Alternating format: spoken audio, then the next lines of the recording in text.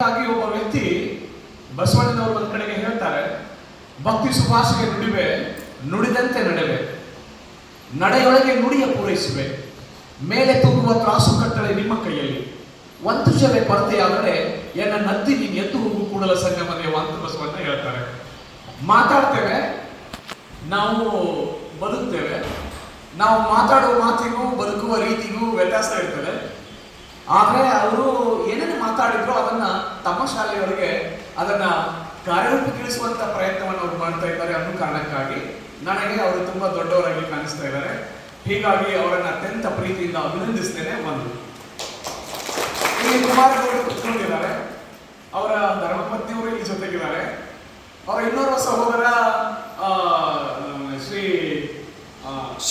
ಶಿವನಗೌಡರು ಅಂತ ಹೇಳಿದ್ರು. ಶಿವನಗೌಡರು ಇವರು ಯೋಗವನ್ನ ಕಲಿತಿದ್ರಲ್ಲ, ಸಾಮಾನ್ಯವಾಗಿ ಯೋಗವನ್ನ ಕಲಿತಾದ ಮೇಲೆ ನಾವೆಲ್ಲ ಹಾಗೆ ಏನು, ನಾನೊಬ್ಬ ಸಾಹಿತ್ಯ ಪ್ರೀತಿಯನ್ನ ಹೊಂದಿದಂಥವನು. ಆಮೇಲೆ ನನಗೆ ಒಂದಿಷ್ಟು ನೆಲದ ಸಂಸ್ಕೃತಿ, ನನ್ನ ಊರಿನ ಸಂಸ್ಕೃತಿ ಅದನ್ನೇ ಮಾತಾಡ್ತಾ ಬಂದವನು. ಆದ್ರೆ ನನ್ನ ಮಕ್ಕಳನ್ನ ಕೇವಲ ದೊಡ್ಡ ಉದ್ಯೋಗಿರ್ಬೇಕು ಅಂತ ನೋಡುವಂತ ನನ್ನ ಮನಸ್ಥಿತಿಯ ಮಧ್ಯದಲ್ಲಿ ಯೋಗವನ್ನ ಏನು ಕಲಿಸಿದ್ರಲ್ಲ, ನನ್ನ ಮಗನೂ ಕೂಡ ಯೋಗ ಚಿಂತನೆಗಳಿಗೆ ಬೆಳಿಬೇಕು ಅಂತ ಹೇಳಿ ಅವರ ಪುಟ್ಟ ಮಗನನ್ನ ಬೆಳೆಸ್ತಾರೆ. ಅವರು ಪ್ರಣವ್ ಮುಖರ್ಜಿಯಿಂದ ಪ್ರಶಸ್ತಿಯನ್ನ ಪಡ್ಕೊಂಡಿದ್ದನ್ನು ನಾನು ಅಲ್ಲಿ ನೋಡಿದೆ, ಅದನ್ನು ನನಗೆ ಮಾಡಿದ್ರು.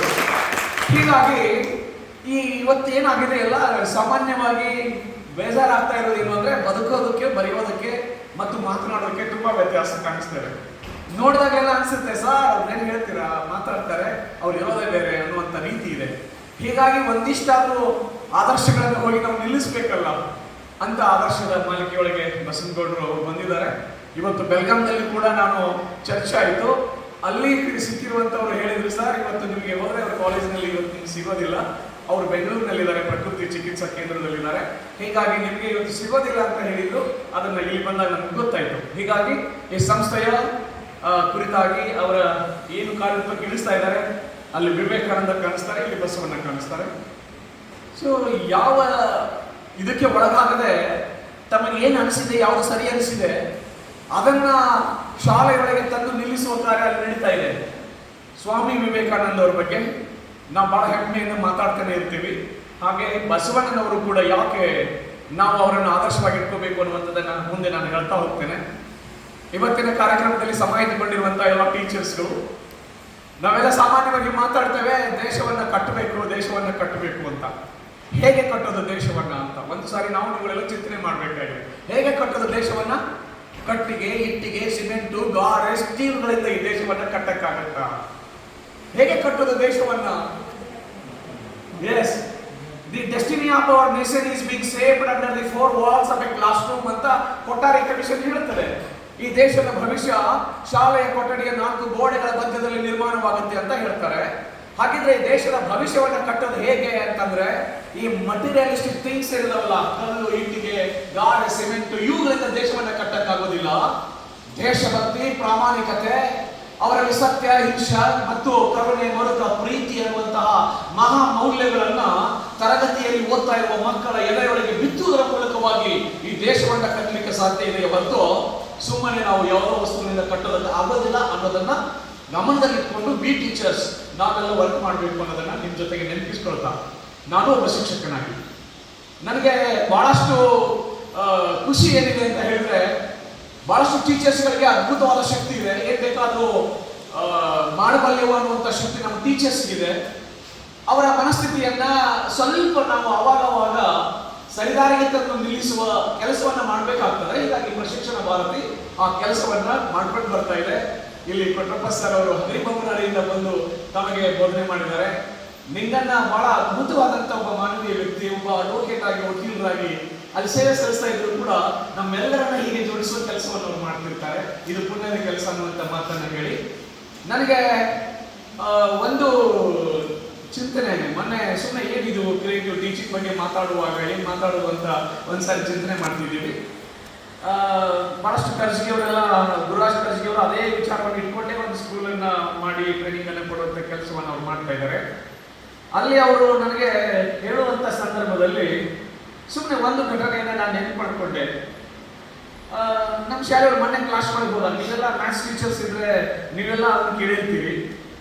ನಾನು ಕ್ಲಾಸ್ ಒಳಗೆ ಹೋದೆ. 8ನೇ ಕ್ಲಾಸಿಗೆ ಮಕ್ಕಳು ಬಂದಿದ್ರು ಹೊಸದಾಗಿ, 9ನೇ ಕ್ಲಾಸಿಗೆ ಬಂದಿದ್ರು ಮಕ್ಕಳು ಹೊಸದಾಗಿ. ಅಲ್ಲಿ ಹೋದೆ, ಹೋಗ್ಬಿಟ್ಟು ಅವ್ರಿಗೆ ಕೇಳಿದೆ ನಾನು, ಹೀಗೆ ಒಬ್ಬ ರೈತ ಇದ್ದ, ಆ ರೈತ ಹೊಲಕ್ಕೆ ಹೋದ, ಹೊಲದಲ್ಲಿ ಒಂದು ದೊಡ್ಡದಾದ ಮರ ಇತ್ತು, ಮರದ ಮೇಲೆ ಬಹಳಷ್ಟು ಹಕ್ಕಿಗಳು ಕೂತ್ಕೊಂಡಿತ್ತು. ಇವನು ಆ ಮರದ ಕೆಳಗೆ ಹೋಗಿ ಕೇಳ್ತಾನೆ ಹಕ್ಕಿಗಳಿಗೆ, ಎಷ್ಟು ಜನ ಕೂತ್ಕೊಂಡಿದ್ದೀರಿ ನೀವು ಮೇಲೆ ಅಂತ. ಅದಕ್ಕೆ ಅದರಲ್ಲಿರುವಂತ ಒಂದು ಹಕ್ಕಿ ಹೇಳುತ್ತಂತೆ, ನಾವು ನಮ್ಮಷ್ಟು ನಮ್ಮ ಅರ್ಧ ನಮಗಿರ್ದ ನೀನೊಬ್ಬ ಸೇರಿದೆ ಅಂದ್ರೆ ಒಂದು 100 ಜನ ಹಾಕಿವಿ, ಎಷ್ಟು ಜನ ಇದೀವಿ ಅಂತ ನೀನೇ ತಿಳ್ಕೊ ಅಂತಂತೆ ಹಕ್ಕಿ. ಸುಮ್ಮನೆ ಒಂದು ಪ್ರಶ್ನೆಯನ್ನು ಕುಂತಿರ್ತೆ ಮಕ್ಕಳಿಗೆ. ಅಂದ್ರೆ ಈ ಬಾಯ್ಪಾಠ ಮಾಡೋದನ್ನ ಕಲಿಸ್ತೇವೆ ಮಕ್ಕಳಿಗೆ. ಮೆಮೊರಿ ಹೇಗಿರ್ಬೇಕು, ಆ ಮೆಮೊರಿಯಲ್ಲಿ ಇಟ್ಕೊಳ್ಳೋದು ಹೇಗೆ ಅಂತ ಕಲಿಸ್ತೇವೆ. ಅವರ ಈ ಜ್ಞಾನಕೋಶವನ್ನು ತುಂಬಾ ಶ್ರೀಮಂತ ಮಾಡ್ತಾ ಇದ್ದೇವೆ, ಆದರೆ ಭಾವಕೋಶವನ್ನು ಶ್ರೀಮಂತಗೊಳಿಸುವ ಕೆಲಸ ನನ್ನಿಂದ ಆಗ್ತಾ ಇಲ್ಲ. 100ಕ್ಕೆ 100 ಅಂಕಗಳನ್ನು ಹೇಗೆ ಗಳಿಸಬೇಕು ಅನ್ನೋದನ್ನು ನಾವು ಹೇಳ್ಕೊಟ್ಟಿದ್ದೇವೆ ಮಕ್ಕಳಿಗೆ. ಆದರೆ 100ಕ್ಕೆ 100ರಷ್ಟು ಬದುಕಿನ ಅಲ್ಲಿ ಯಶಸ್ಸನ್ನು ಗಳಿಸಬೇಕಲ್ಲ, ಅಲ್ಲಿ ಹೇಗೆ ಬದುಕಬೇಕು ಅನ್ನೋದನ್ನ ಕಲಿಸಲಿಲ್ಲ. ಹೀಗಾಗಿ ಜ್ಞಾನಕೋಶ ಶ್ರೀಮಂತವಾಗಿದೆ, ಆದರೆ ಭಾವಕೋಶ ತುಂಬಾ ಬಡವಾಗಿದೆ. ಹೃದಯದ ತುಂಬೆಲ್ಲ ಆ ಕತ್ತಲೆ ತುಂಬಿಕೊಂಡಿದೆ. ಸಿದ್ದೇಶ್ವರ ಮಕ್ಕಳು ಹೇಳ್ತಾ ಇದ್ರಲ್ಲ, ತಲೆ ತುಂಬ ಬೆಳಕಿದೆ, ಆದರೆ ಹೃದಯದಲ್ಲಿ ಕತ್ತಲೆ ಸತ್ತು ಬಿದ್ದಿದೆ ಅಂತ ಮಕ್ಕಳು ಹೇಳ್ತಾ ಇದ್ರು. ಹಾಗೆ ನಾವೆಲ್ಲ ಬಾಯ್ಪಾಠ ಮಾಡಿಸುವಂತ ಸಂದರ್ಭದಲ್ಲಿ ಮ್ಯಾಥಮೆಟಿಕ್ಸ್ ಅನ್ನ ನಮ್ಮ ಹಳ್ಳಿಯೊಳಗಿನ ಹಿರಿಯರು ನಿಮಗೆ ಆ ಲೆಕ್ಕಗಳನ್ನ ಬರೆದಿಟ್ಟಿದ್ದಾರೆ. ಸುಮ್ಮನೆ ಹೋಗಿ ಕೇಳಿದೆ, ಅಲ್ಲ ಹೇಳು, ಅವ್ನು ಹೇಳುವಂತ ಶೈಲಿ ಇಂತೆಲ್ಲ ಮಕ್ಕಳಿಗೆ ಆಕರ್ಷಕ ಇತ್ತು. ರೈತ ಬಂದ, ಹೊಲಕ್ಕೆ ಹೋದ, ದೊಡ್ಡದಾದ ಗಿಡ ಇತ್ತು, ಹಕ್ಕಿಗಳು ಕುತ್ಕೊಂಡಿತ್ತು, ಎಷ್ಟು ಜನ ಇದ್ದೀರಿ ಅಂತ ಕೇಳಿದ.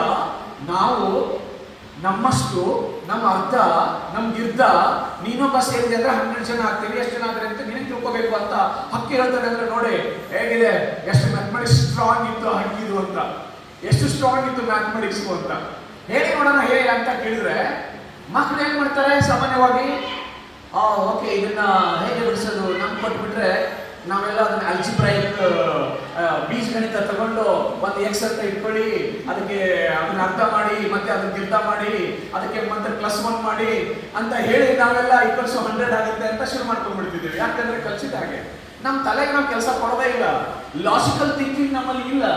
ಆದ್ರೆ ಮಕ್ಕಳಲ್ಲಿ ಒಂದು ಕತೆ, ಒಂದು ನಮ್ಮ ಪ್ರಾಚೀನ ನಮ್ಮ ಹಿರಿಯರು ಎಷ್ಟು ಅದ್ಭುತವಾಗಿದ್ದು ಅನ್ನೋದನ್ನ ಹೇಳೋದ್ರ ಜೊತೆಗೆ ಅದನ್ನ ಒಂದು ಕಥೆ ರೂಪದಲ್ಲೂ ಕೂಡ ಗಣಿತನ ಹೇಗೆ ಕಲಿಸಬಹುದು ಅನ್ನೋದ್ರ ಜೊತೆಗೆ ಆಮೇಲೆ ಆ ಮಕ್ಕಳಿಗೆ ಒಂದಿಷ್ಟು ವಿಚಾರ ಮಾಡೋದಕ್ಕೆ ಹಚ್ಚುವಂಥದ್ದನ್ನ ಇದೆಲ್ಲ ಬಹಳ ಅದ್ಭುತವಾಗಿತ್ತು. ಯಾರು ಮಕ್ಕಳು ಹೇಳಿದ್ರ, ಅವರೆಲ್ಲ ಹೇಳಿದ್ರು, ಏನೇನೋ ಆನ್ಸರ್ ಹೇಳಿದ್ರು. ಹಾಗಿದ್ರೆ ಅದನ್ನ ಅರ್ಥ ಅದು ನಾವು ಅಂದಿದ್ದೀರಾ, ಎಷ್ಟು ಜನ ಹೇಳಿದ್ರಿ, ನೀವು 20 ಹೇಳಿದಿರಾ, ಹಾಗಿದ್ರೆ ನಮ್ಮಷ್ಟು ಅಂದ್ರೆ ಮತ್ತೆ 20 ಆಗುತ್ತೆ, ನಮ್ಮ ಅರ್ಥ ಅಂದ್ರೆ 10 ಆಗುತ್ತೆ, ಗಿಂತ ಅಂದ್ರೆ 5 ಆಗುತ್ತೆ, ಅದಕ್ಕೆ +1 ಮಾಡು 100 ಆಗುತ್ತಾ ನೋಡು ಅಂತಂದ್ರೆ ಸರ್ ಇಲ್ಲ ಆಗ್ಲಿಲ್ಲ ಸರ್ ಅಂತ ಅವರು.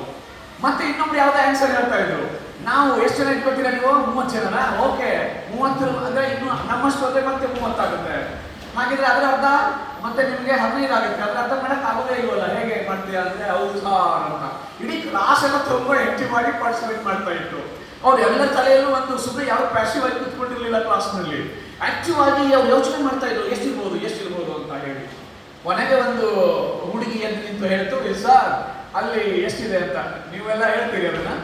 ಅವ್ರು ಹೇಳಿದ್ರು ಅವಾಗ 36 ಇದಾವೆ ಸರ್ ಅಲ್ಲಿ ಅಂತ. ಹೇಗೆ ಹೇಳ್ತೀವಿ ಅಂದ್ರೆ ಸರ್ 36, ನಾವು ನಮ್ಮಷ್ಟು ಅಂದ್ರೆ ಮತ್ತೆ 36, 72 ಆಯ್ತು, ನಮ್ಮ ಅರ್ಥ ಅಂದ್ರೆ 18 ಆಯ್ತು, ಎಷ್ಟಾಯ್ತು 90 ಆಯ್ತು, ಅದ್ರ ಗಿರ್ದ ಅಂದ್ರೆ 9 ಆಯ್ತು, 99 ಆಯ್ತು, ನೀನೊಬ್ಬ ಸೇರಿದೆ ಅಂತ ಹೇಳಿದ್ರೆ +1 ಆಯ್ತು, 100 ಆಯ್ತು ಸರ್. ಅದಕ್ಕೆ ಅಲ್ಲಿ 36 ಹಕ್ಕಿಗಳು ಕುತ್ಕೊಂಡಿದ್ದಾವೆ ಗಿಡದ ಮೇಲೆ ಅಂತ ಅವ್ರು ಹೇಳಿದ್ರು. ಸೊ ಇದು ಎಲ್ಲ ಒಂದು ಕಡೆಗೆ ಕೇಳಿದಂತಹ ಒಂದು ಹಳ್ಳಿಯ ಲೆಕ್ಕ ನೀವೆಲ್ಲ ನೀವು ಓದ್ಕೊಂಡ್ಬಿಟ್ರಿ ಅಂದ್ರೆ ಹೇಗೆ ಮಕ್ಕಳನ್ನ ಈ ಮ್ಯಾಥಮೆಟಿಕ್ಸ್ ಅನ್ನ ತುಂಬಾ ಪಾರ್ಟಿಸಿಪೇಟ್ ಮಾಡುವ ಹಾಗೆ ಮಾಡಬಹುದು ಅನ್ನೋದಕ್ಕೆ ಹಳ್ಳಿಯ ಮೋಜಿನ ಲೆಕ್ಕಗಳು ಅಂತಿದ್ದಾವೆ. ನೀವೆಲ್ಲ ಒಂದ್ಸಾರಿ ತೆಗೆದು ನೋಡ್ಕೊಳ್ಳಿ. ನಾನು ಹೆಚ್ಚು ನೋಡ್ಲಿಲ್ಲ, ಇನ್ನೊಂದು ಬಹಳ ಸುಂದರವಾಗಿ ಅಲ್ಲಿ ಬರ್ತದೆ, ನೀವೆಲ್ಲ ಹೋಗಿ ಇವತ್ತು ನೋಡ್ತೀರಿ ಅಂತ ಅನ್ಕೊಳ್ತೇನೆ. ಈಗ ಹಿಂದೆ ಜೋಳ ಬಿತ್ತಾ ಇದ್ದೇವೆ, ಜೋಳದ ದಂಟು ಇರ್ತಾ ಇತ್ತು, ಅದನ್ನೆಲ್ಲ ಜೋಳದ ತೆನೆಗಳನ್ನ ಕತ್ತರಿಸಿದ ಮೇಲೆ ರಾಶಿ ಮಾಡ್ತಿದ್ದೇವೆ, ಹಂತಿ ಮಾಡ್ತಾ ಇದ್ದೇವೆ, ಹಾಗೆ ಹೀಗೆ ಎಲ್ಲ ಹೇಳ್ತೇವೆ. ಅದ್ರ ಮೇಲೆ ಅವ್ರು ಏನ್ ಮಾಡ್ತಿದ್ರು, ಆ ದಂಟಗಳನ್ನ ಏನ್ ಮಾಡ್ತಿದ್ರು, ನಾವು ಕಾಲು ಹಾಕ್ತಾ ಇದ್ದೀವಿ. ನಿಮ್ಗೆಲ್ಲ ಬಹಳಷ್ಟು ಜನರಿಗೆ ಅದು ಎಷ್ಟು ಗೊತ್ತಿದೆ ಗೊತ್ತಿಲ್ಲ ನನಗೆ. ಆ ದಂಟಗಳನ್ನೆಲ್ಲ ಮೊದಲು ಕಣ ಮಾಡ್ತಿದ್ದೀವಿ, ಇವಾಗೆಲ್ಲ ಮಷಿನ್ಸ್ ಬಂದಿದೆ. ಆ ತೆನೆಗಳನ್ನೆಲ್ಲ ಕಟ್ ಮಾಡಿ ಆ ಕಣದ ರಾಶಿ ಅಲ್ಲಿ ಹಾಕ್ತಾ ಇದ್ದೀವಿ, ಎತ್ತರೆಲ್ಲ ತುಳಿತಿತ್ತು. ಅವುಗಳನ್ನೆಲ್ಲ ತೂರಿ ಆಮೇಲೆ ಚೀಲಗಳನ್ನ ತುಂಬಿಟ್ಟು ರಾಶಿ ಮಾಡ್ತಾ ಇದ್ರು, ಹತ್ತಿ ಪದಗಳನ್ನೆಲ್ಲ ಹಾಡ್ತಾ ಇದ್ರು ರೈತರೆಲ್ಲ. ಸರಿ, ಅವ್ರು ಹಾಡುವಾಗ ಅಲ್ಲಿ ಅವ್ರು ಏನ್ ಮಾಡಿದ್ರು ಅಂದ್ರೆ ಒಂದು ಲೆಕ್ಕ ಕೊಟ್ಟಿದ್ದಾರೆ ಅಲ್ಲಿ. ಅದನ್ನ ನೀವು ಹೋಗಿ ಸ್ವಲ್ಪ ನೋಡಿ, ಯಾರಾದ್ರೂ ಆಸಕ್ತಿ ಇದ್ದಂಥವ್ರು ಯಾರಿಗೆ ನೋಡಿ, ಯಾರಿಗೆ ಆಸಕ್ತಿ ಬೇಕು ಅಂತ ಇಲ್ಲ ಇಂಥ ಲೆಕ್ಕಗಳಿಗೆ. ನನಗೆ ಇವ್ರು ಈ ಮ್ಯಾಥಮೆಟಿಕ್ಸ್ ಮಾಡಬೇಕು ಅಂತ ಅಲ್ಲ, ನೀವು ಮಕ್ಕಳಿಗೆ ಇಂಥ ಕಥೆಯನ್ನ ಕನ್ನಡದವ್ರು ಹೇಳಪ್ಪ ನೋಡೋಣ ಎಷ್ಟು ಸ್ಟ್ರಾಂಗ್ ಇದೆ ನೀವು ಮ್ಯಾಥಮೆಟಿಕ್ಸ್ ಅಂತ ಕೇಳಿದ್ರೆ ಕನ್ನಡದವ್ರ ಪಾಠ ಕೂಡ ಖುಷಿ, ಅಲ್ಲಿ ಮಕ್ಕಳಿಗೆ ಆನಂದ ಕೊಡ್ತದೆ. ಹಾಗೆ ಅಲ್ಲಿದೆ, ಅವ್ರು ಏನ್ ಮಾಡ್ತಾರೆ, ಇಷ್ಟು ದಂಟುಗಳು ಅಂದ್ರೆ ಒಂದು ಸೂಡು, ಇಷ್ಟು ಸೂಡುಗಳು ಅಂದ್ರೆ ಒಂದು ಹೊರೆ, ಇಷ್ಟು ಹೊರೆಗಳು ಅಂದ್ರೆ ಒಂದು ಬಣಮೆ ಅಂತ ನಾವೇನು ಎಲ್ಲ ಸೇರಿ ರೌಂಡ್ ಓಡ್ತಾ ಇದೀವಲ್ಲ, ಒಂದು ಬಣಮೆ. ಹಾಗಿದ್ರೆ ಆ ಬಣಮೆಯಲ್ಲಿ ಇರುವ ದಂಟುಗಳ ಸಂಖ್ಯೆ ಎಷ್ಟು ಅಂತ ಅವ್ರು ಕೇಳ್ತಾರೆ. ಜಸ್ಸಿ ಎಷ್ಟು ಅದ್ಭುತವಾದಂತ ಲೆಕ್ಕ ಇದು. ಹಳ್ಳಿಯ ಬಹಳಷ್ಟು ಜನ ನಾನು ಹುಡುಗ ಇದ್ದಾಗಲೆಲ್ಲ ಕೇಳ್ತಿದ್ರು ಸರ್, ನಮ್ಗೆ ನಾವು ಮಕ್ಕಳನ್ನ ಈ ರೀತಿ ಯೋಚನೆ ಮಾಡಕ್ ಹಚ್ತಾ ಇಲ್ಲ, ಕ್ರಿಯೇಟಿವ್ ಟೀಚಿಂಗ್ ಅಲ್ಲಿ ನಾವು ತೊಡಗಿಸ್ಕೊಳ್ಳೋಕೆ ಶಕ್ತಿ ನಮ್ಮಲ್ಲಿ ಇಲ್ಲ ಅಂತ ನನ್ನನ್ನ ಆದಿಯಾಗಿ ನಾನು ಹೇಳ್ಕೊಳ್ತಾ ಇದ್ದೀನಿ. ಅಷ್ಟು ಚಂದ ಮಕ್ಕಳನ್ನ ತೊಡಗಿಸ್ಕೊಳ್ಳೋದಕ್ಕೆ ಸಾಧ್ಯತೆ ಇದೆ, ಆದ್ರೆ ಮನಸ್ಸು ಮಾಡ್ತಾ ಇಲ್ಲ. ಎಲ್ಲರದು ಒಂದೇ ಒಂದು ಏನು ಅಂದ್ರೆ ಸರ್, ಇವೆಲ್ಲ ಹೇಳ್ತಾ ಇದ್ದೀರಿ ಸರ್, ಯಾವಾಗ ಹೇಳೋದು ಇವನ್ನೆಲ್ಲ, ಸಿಲಾಬಸ್ ಎಲ್ಲ ಮುಗಿಯಲ್ಲ ಸರ್, ಪೇರೆಂಟ್ಸ್ ಎಲ್ಲ ಕಂಪ್ಲೇಂಟ್ ಮಾಡ್ತಾರೆ, ಮಕ್ಕಳೆಲ್ಲ ಇದೆಲ್ಲ ಏನು ಅಂತ ಅನ್ಕೋತಾರೆ ಸರ್ ಅಂತ ಹೇಳಿ ನಾವೆಲ್ಲ ಇಂತ ಹೇಳ್ತಾ ಇದ್ದೇವೆ ಸರ್. ಇದನ್ನೆಲ್ಲ ಇಡೀ ಪಾಠನೇ ನಿಮ್ಗೆ ಹೋಗಿ 45 ನಿಮಿಷ ಇದನ್ನೇ ಮಾಡು ಅಂತ ಹೇಳೋದಿಲ್ಲ. ಕ್ರಿಯೇಟಿವ್ ಟೀಚಿಂಗಿಗೆ ನಿಮ್ಗೆ ಒಂದು 5 ನಿಮಿಷ ಇಟ್ಕೊಡಿ, ಒಂದು 5 ಮಿನಿಟ್ಸ್ ಅಲ್ಲಿ ದಿನಕ್ಕೆ ಒಂದು ಇಂಥದ್ದೊಂದು ಟಾಸ್ಕ್ ಕೊಡಿ ಅವರಿಗೆ, ಕೊಟ್ಟುಬಿಟ್ಟು ಅವ್ರನ್ನ ನೋಡಿ ಅವ್ರಿಗೆ ಎಷ್ಟು ಖುಷಿ ಆಗ್ತದೆ. ನೆಕ್ಸ್ಟ್ ಡೇ ಬಂದು ಎಷ್ಟು ಆಕ್ಟಿವ್ ಆಗಿ ನಿಮ್ಮ ಜೊತೆಗೆ ಪಾಲ್ಗೊಳ್ತಾರೆ. ಅದಕ್ಕೆ ಇಡೀ ಪಾಠನೇ ನಾವು ಅದನ್ನ ತೊಡಗಿಸ್ಕೋಬೇಕು ಅಂತಲ್ಲ, ಇಷ್ಟೆಲ್ಲ ಪಾಠ ಮಾಡಿದ ಮೇಲೆ ಒಂದು ಟಾಸ್ಕ್ ಅವರಿಗೆ ಕೊಡುವಂಥದ್ದು, ಅವರಿಗೆ ತುಂಬಾ ಚಿಂತನೆಗೆ ಹಚ್ಚುವಂತ ಒಂದಿಷ್ಟು ಕೆಲಸವನ್ನ ನಾವು ಮಾಡ್ಲಿಕ್ಕೆ ಸಾಧ್ಯತೆ ಇದೆ ಅನ್ನುವಂಥ ಮಾತನ್ನ ಹೇಳಿ, ಹಾಗೆ ಈ ಇಷ್ಟು ದಂಟುಗಳು ಅಂದ್ರೆ ಒಂದು ಸೂಡು, ಇಷ್ಟು ಸೂಡುಗಳು ಅಂದ್ರೆ ಒಂದು ಹೊರೆ, ಇಷ್ಟು ಹೊರೆಗಳು ಅಂದ್ರೆ ಒಂದು ಬಣಮೆ. ಹಾಗಿದ್ರೆ ಆ ಬಣಮೆಯಲ್ಲಿರುವ ದಂಟುಗಳ ಸಂಖ್ಯೆ ಎಷ್ಟು ಅಂತ ಒಂದು ಸಾರಿ ನೀವು ಹೋಗಿ ಇವತ್ತು ಅದ್ರ ಲೆಕ್ಕ ಹುಡುಕಿ ತೆಗೀರಿ ನೋಡೋಣ, ಹುಡುಕ್ತೀರಿ ಅಂತ ಅನ್ಕೊಳ್ತೇನೆ ಅನ್ನುವಂಥ ಮಾತನ್ನ ಹೇಳಿ ಇಷ್ಟು ಖುಷಿಯಾಗಿದೆ. ಏನಿದೆ ಮಕ್ಕಳಿಗೆ ಒಂದು ಅವ್ರಿಗೆ ವೈಚಾರಿಕತೆಯನ್ನ, ಅವರೊಳಗೆ ಚಿಂತನಶೀಲತೆಯನ್ನ ಬಿತ್ತಬೇಕಾಗಿದೆ. ಅದಕ್ಕೆ ಕಲಿಸಿದವರು ಸಾಮಾನ್ಯವಾಗಿ ಹೇಳ್ತಾ ಇದ್ವಿ, ಒಂಥರ ಒಂದು ಮಕ್ಕಳಿಗೆ ಹೋಗಿ ಸ್ಕೂಲಲ್ಲಿ ಮಕ್ಕಳಿಗೆ ಟಾಸ್ಕ್ ಕೊಟ್ರಂತೆ, ಏನು ಅಂದ್ರೆ 2 ಗೆರೆಗಳನ್ನ ಬಳಸ್ಕೋಬೇಕು, 2 ಗೆರೆಗಳನ್ನ ಬಳಸ್ಕೊಂಡು ತ್ರಿಕೋನ ರಚನೆ ಮಾಡಬೇಕು ಅಂತ. ಇದನ್ನ ಯಾರಿಗೆ ಕೇಳಿದ್ರು? 11th 12th standard 10th standard ಮಕ್ಕಳಿಗೆ ಕೇಳಿದ್ರು. ಅವ್ರು ಹೇಳಿದ್ರು, ಸರ್ ಅದು ಹೇಗೆ ಸಾಧ್ಯ ಸರ್, ಒಂದು ತ್ರಿಕೋನ ಆಗ್ಬೇಕಾದ್ರೆ 3 ರೇಖೆಗಳು ಇರಬೇಕು, 3 ರೇಖೆಗಳು ಆವೃತ್ತು ಆಗ್ಬೇಕು, ಅವು ಇನ್ನೇನು ಹೇಗೆ ತ್ರಿಕೋನ ಮಾಡಕ್ ಸಾಧ್ಯ ಆಗುತ್ತೆ ಸರ್ ಅಂತ ಹೇಳಿ ಆ ಸ್ಟೂಡೆಂಟ್ಸ್ಗಳು, ಅವರು ದೊಡ್ಡ ಸ್ಟೂಡೆಂಟ್ಸ್ಗಳು ಹೇಳಿದ್ರಂತೆ. ಅದೇ ಪ್ರಶ್ನೆಯನ್ನ ಚಿಕ್ಕ ಮಕ್ಕಳಿಗೆ ಹಾಕ್ತಾರೆ ಇವರು. ಈಗ ಹೀಗಿದೆ, 2 ಗೆರೆಗಳಿದಾವೆ, ಅವ್ನು ಬಳಸ್ಕೊಂಡು ತ್ರಿಕೋನ ರಚನೆ ಮಾಡಬೇಕು, ಹೇಗೆ ಮಾಡ್ತೀಯಾ ಅಂತ ಚಿಕ್ಕ ಮಕ್ಕಳಿಗೆ ಕೇಳಿದ್ರೆ ಚಿಕ್ಕ ಮಕ್ಕಳು ಕುಳ್ಳಾಡ ಶುರು ಮಾಡಿದ್ರು, ಹೌದಾ ಹೇಗೆ ಏನು ಎಂತು ಅಂತ. ನಮ್ ದೊಡ್ಡ ಮಕ್ಕಳು ಏನ್ ಹೇಳಿದ್ರು, ಸರ್ ಸಾಧ್ಯ ಇಲ್ಲ ಅಂತ. ಇವರು ಆಲ್ರೆಡಿ ಕಲ್ತ್ಬಿಟ್ಟಿದ್ದಾರೆ ತುಂಬಾ, ಹೀಗಾಗಿ ಯೋಚನೆ ಮಾಡುವಂಥದ್ದೇ ಇಲ್ಲ, ಹೇಳ್ಬಿಟ್ಟಿದ್ದಾರೆ 3 ಬಾಹುಗಳು 3 ಕೋಣಗಳಿಂದ ಆವೃತವಾಗಿರುವಂತಹ ಒಂದು ಸಮತಲಾಕೃತಿಯನ್ನ ನಾವು ತ್ರಿಭುಜ ಅಂತ ಕರಿತೇವೆ ಅಂತ ನಾವು ಡೆಫಿನೇಷನ್ ಅನ್ನ ಬೈಪಾಟ್ ಮಾಡಿಸ್ಬಿಟ್ಟಿದ್ದೇವೆ, ರೋಟ್ ಮೆಮೊರಿ. ಬಟ್ ಅವರಿಗೆ ಹೇಗೆ ಮಾಡೋದು ಅಂತ ಕೇಳಿದಾಗ ಆ ಮಕ್ಕಳು ಹೋಗ್ತಾರೆ, ಆ ಮಕ್ಕಳು ಹೋಗಿ ನಿಮ್ಗೆ ಗೊತ್ತಿದೆ ಅದು, ಇಲ್ಲಿ ಈ ಬೋರ್ಡಿನ ಎಡ್ಜ್ ತಗೊಂತಾರೆ, ಒಬ್ಬ ಮಗು ತಗೊಂಡ್ಬಿಟ್ಟು ಅದನ್ನ ಏನ್ ಮಾಡ್ತಾನೆ, ಹೀಗೆ ಬರೀತಾನೆ. ಸೊ ಹೀಗೆ ಒಂದು ಗೆರೆ ಹಾಕ್ತಾನೆ, ಹೀಗೆ ಒಂದು ಗೆರೆ ಹಾಕ್ತಾನೆ, 2 ಗೆರೆ ಹಾಕ್ತಾನೆ. ಆಗ ಇಲ್ಲೊಂದು ಒಂದು ಇರ್ತದಲ್ಲ, ಅದು ಗೆರೆ ಹಾಕ್ತಾನೆ, ಸರ್ ನಾನು ತ್ರಿಕೋನ ರಚನೆ ಮಾಡಿದೆ ಅಂತ ಆತ ಹೇಳ್ಬಿಡ್ತಾನೆ. ಅಂದ್ರೆ ಅವ್ರಿಗೆ ಯೋಚನೆ ಮಾಡೋದಕ್ಕೆ ಹೇಗೆ ಮಾಡ್ಬೋದು ನಾವು ತ್ರಿಕೋನಗಳನ್ನ ಅಂತ ಕೇಳಿದ್ರೆ ಆ ಮಕ್ಕಳು ಯೋಚನೆ ಮಾಡ್ತಾರೆ. ಎಷ್ಟು ತರ ಯೋಚನೆ ಮಾಡ್ತಾರೆ, ಯಾಕೆ ನಾವು ಮಕ್ಕಳಿಗೆ ಯೋಚನೆ ಮಾಡೋದಕ್ಕೆ ಬಿಡಬೇಕು? ಎಲ್ಲವನ್ನ ಪಾಠ ಮಾಡಿಬಿಟ್ಟು ಗಟ್ಟಿಯಾಗಿ ನೀಟಾಗಿ ಮಾಹಿತಿಯನ್ನ ಕೊಟ್ಟುಬಿಟ್ಟು ಇನ್ಫಾರ್ಮೇಶನ್ ಅವರಿಗೆ ತಲೆ ತುಂಬಿ ಓಕೆ ನೆಕ್ಸ್ಟ್ ನಾಳೆ ರೆಡಿಯಾಗಿ ಬನ್ನಿ ಪರೀಕ್ಷೆಗೆ ಅಂತ ಹೇಳಿ ಕಳಿಸ್ಕೊಡ್ತೇವೆ. ಬಟ್ ಅವರು ಯೋಚನೆ ಮಾಡೋದು ಯಾವಾಗ ಸ್ವತಂತ್ರವಾಗಿ ಅಂತ ನಾವು ಕೇಳಿದಾಗ ಎಲ್ಲ ನಿಮ್ಗೆ ಗೊತ್ತಿದೆ, ಅದನ್ನೆಲ್ಲ ಅವರು ಹೀಗೆ ನಿಮ್ಗೆ ನಾನು ಹೇಳಿದಾಗಲೇ ಹೀಗೆ ನಿಮಗೆಲ್ಲ ನೀವು ಮಾಡ್ಕೊತೀರಾ, ಹೀಗೆ ಬಂದು ಅನ್ಕೊಂಡ್ರು. ಅವಾಗ ಹೇಳಿದ, ಸರ್ ತ್ರಿಕೋನ ರೆಡಿ ಆಗಿದೆ ಅಂತ. ಸರ್ ಅವಾಗ ಒಂದು ಹುಡುಗ ಏನಿದ್ದ, ಸರ್ ತ್ರಿಕೋನ ಮಾಡೋದಕ್ಕೆ 2 ರೇಖೆಗಳು ಬೇಕಿಲ್ಲ ಸರ್, 1 ನಾನು ಮಾಡಿ ತೋರಿಸ್ತೇನೆ ಅಲ್ಲ ಒಬ್ಬ ಹುಡುಗ. ಅವ್ನು ಚಿಕ್ಕ ಹುಡುಗ, ಅವನು ಏನಪ್ಪ ಅದು ಹಾಗೆ ಹೇಳ್ತೀಯಾ, ಹೇಗೆ ಸಾಧ್ಯ, 2 ಕೊಟ್ಟನೆ ಮಾಡೋಕ್ಕಾಗಲ್ಲ ಅಂತ ಅವ್ರು ಹೇಳಿದ್ರು. ನೀವಿದ್ರೆ 2 ಕೊಟ್ಟೆ ಅವರು ತ್ರಿಕೋನ ರಚನೆ ಆಗಿದೆ, ನೀನೇನ್ ಮಾಡ್ತೀಯ ಅಂತ ಕೇಳಿದ್ರೆ ಅವನು ಹೋದ.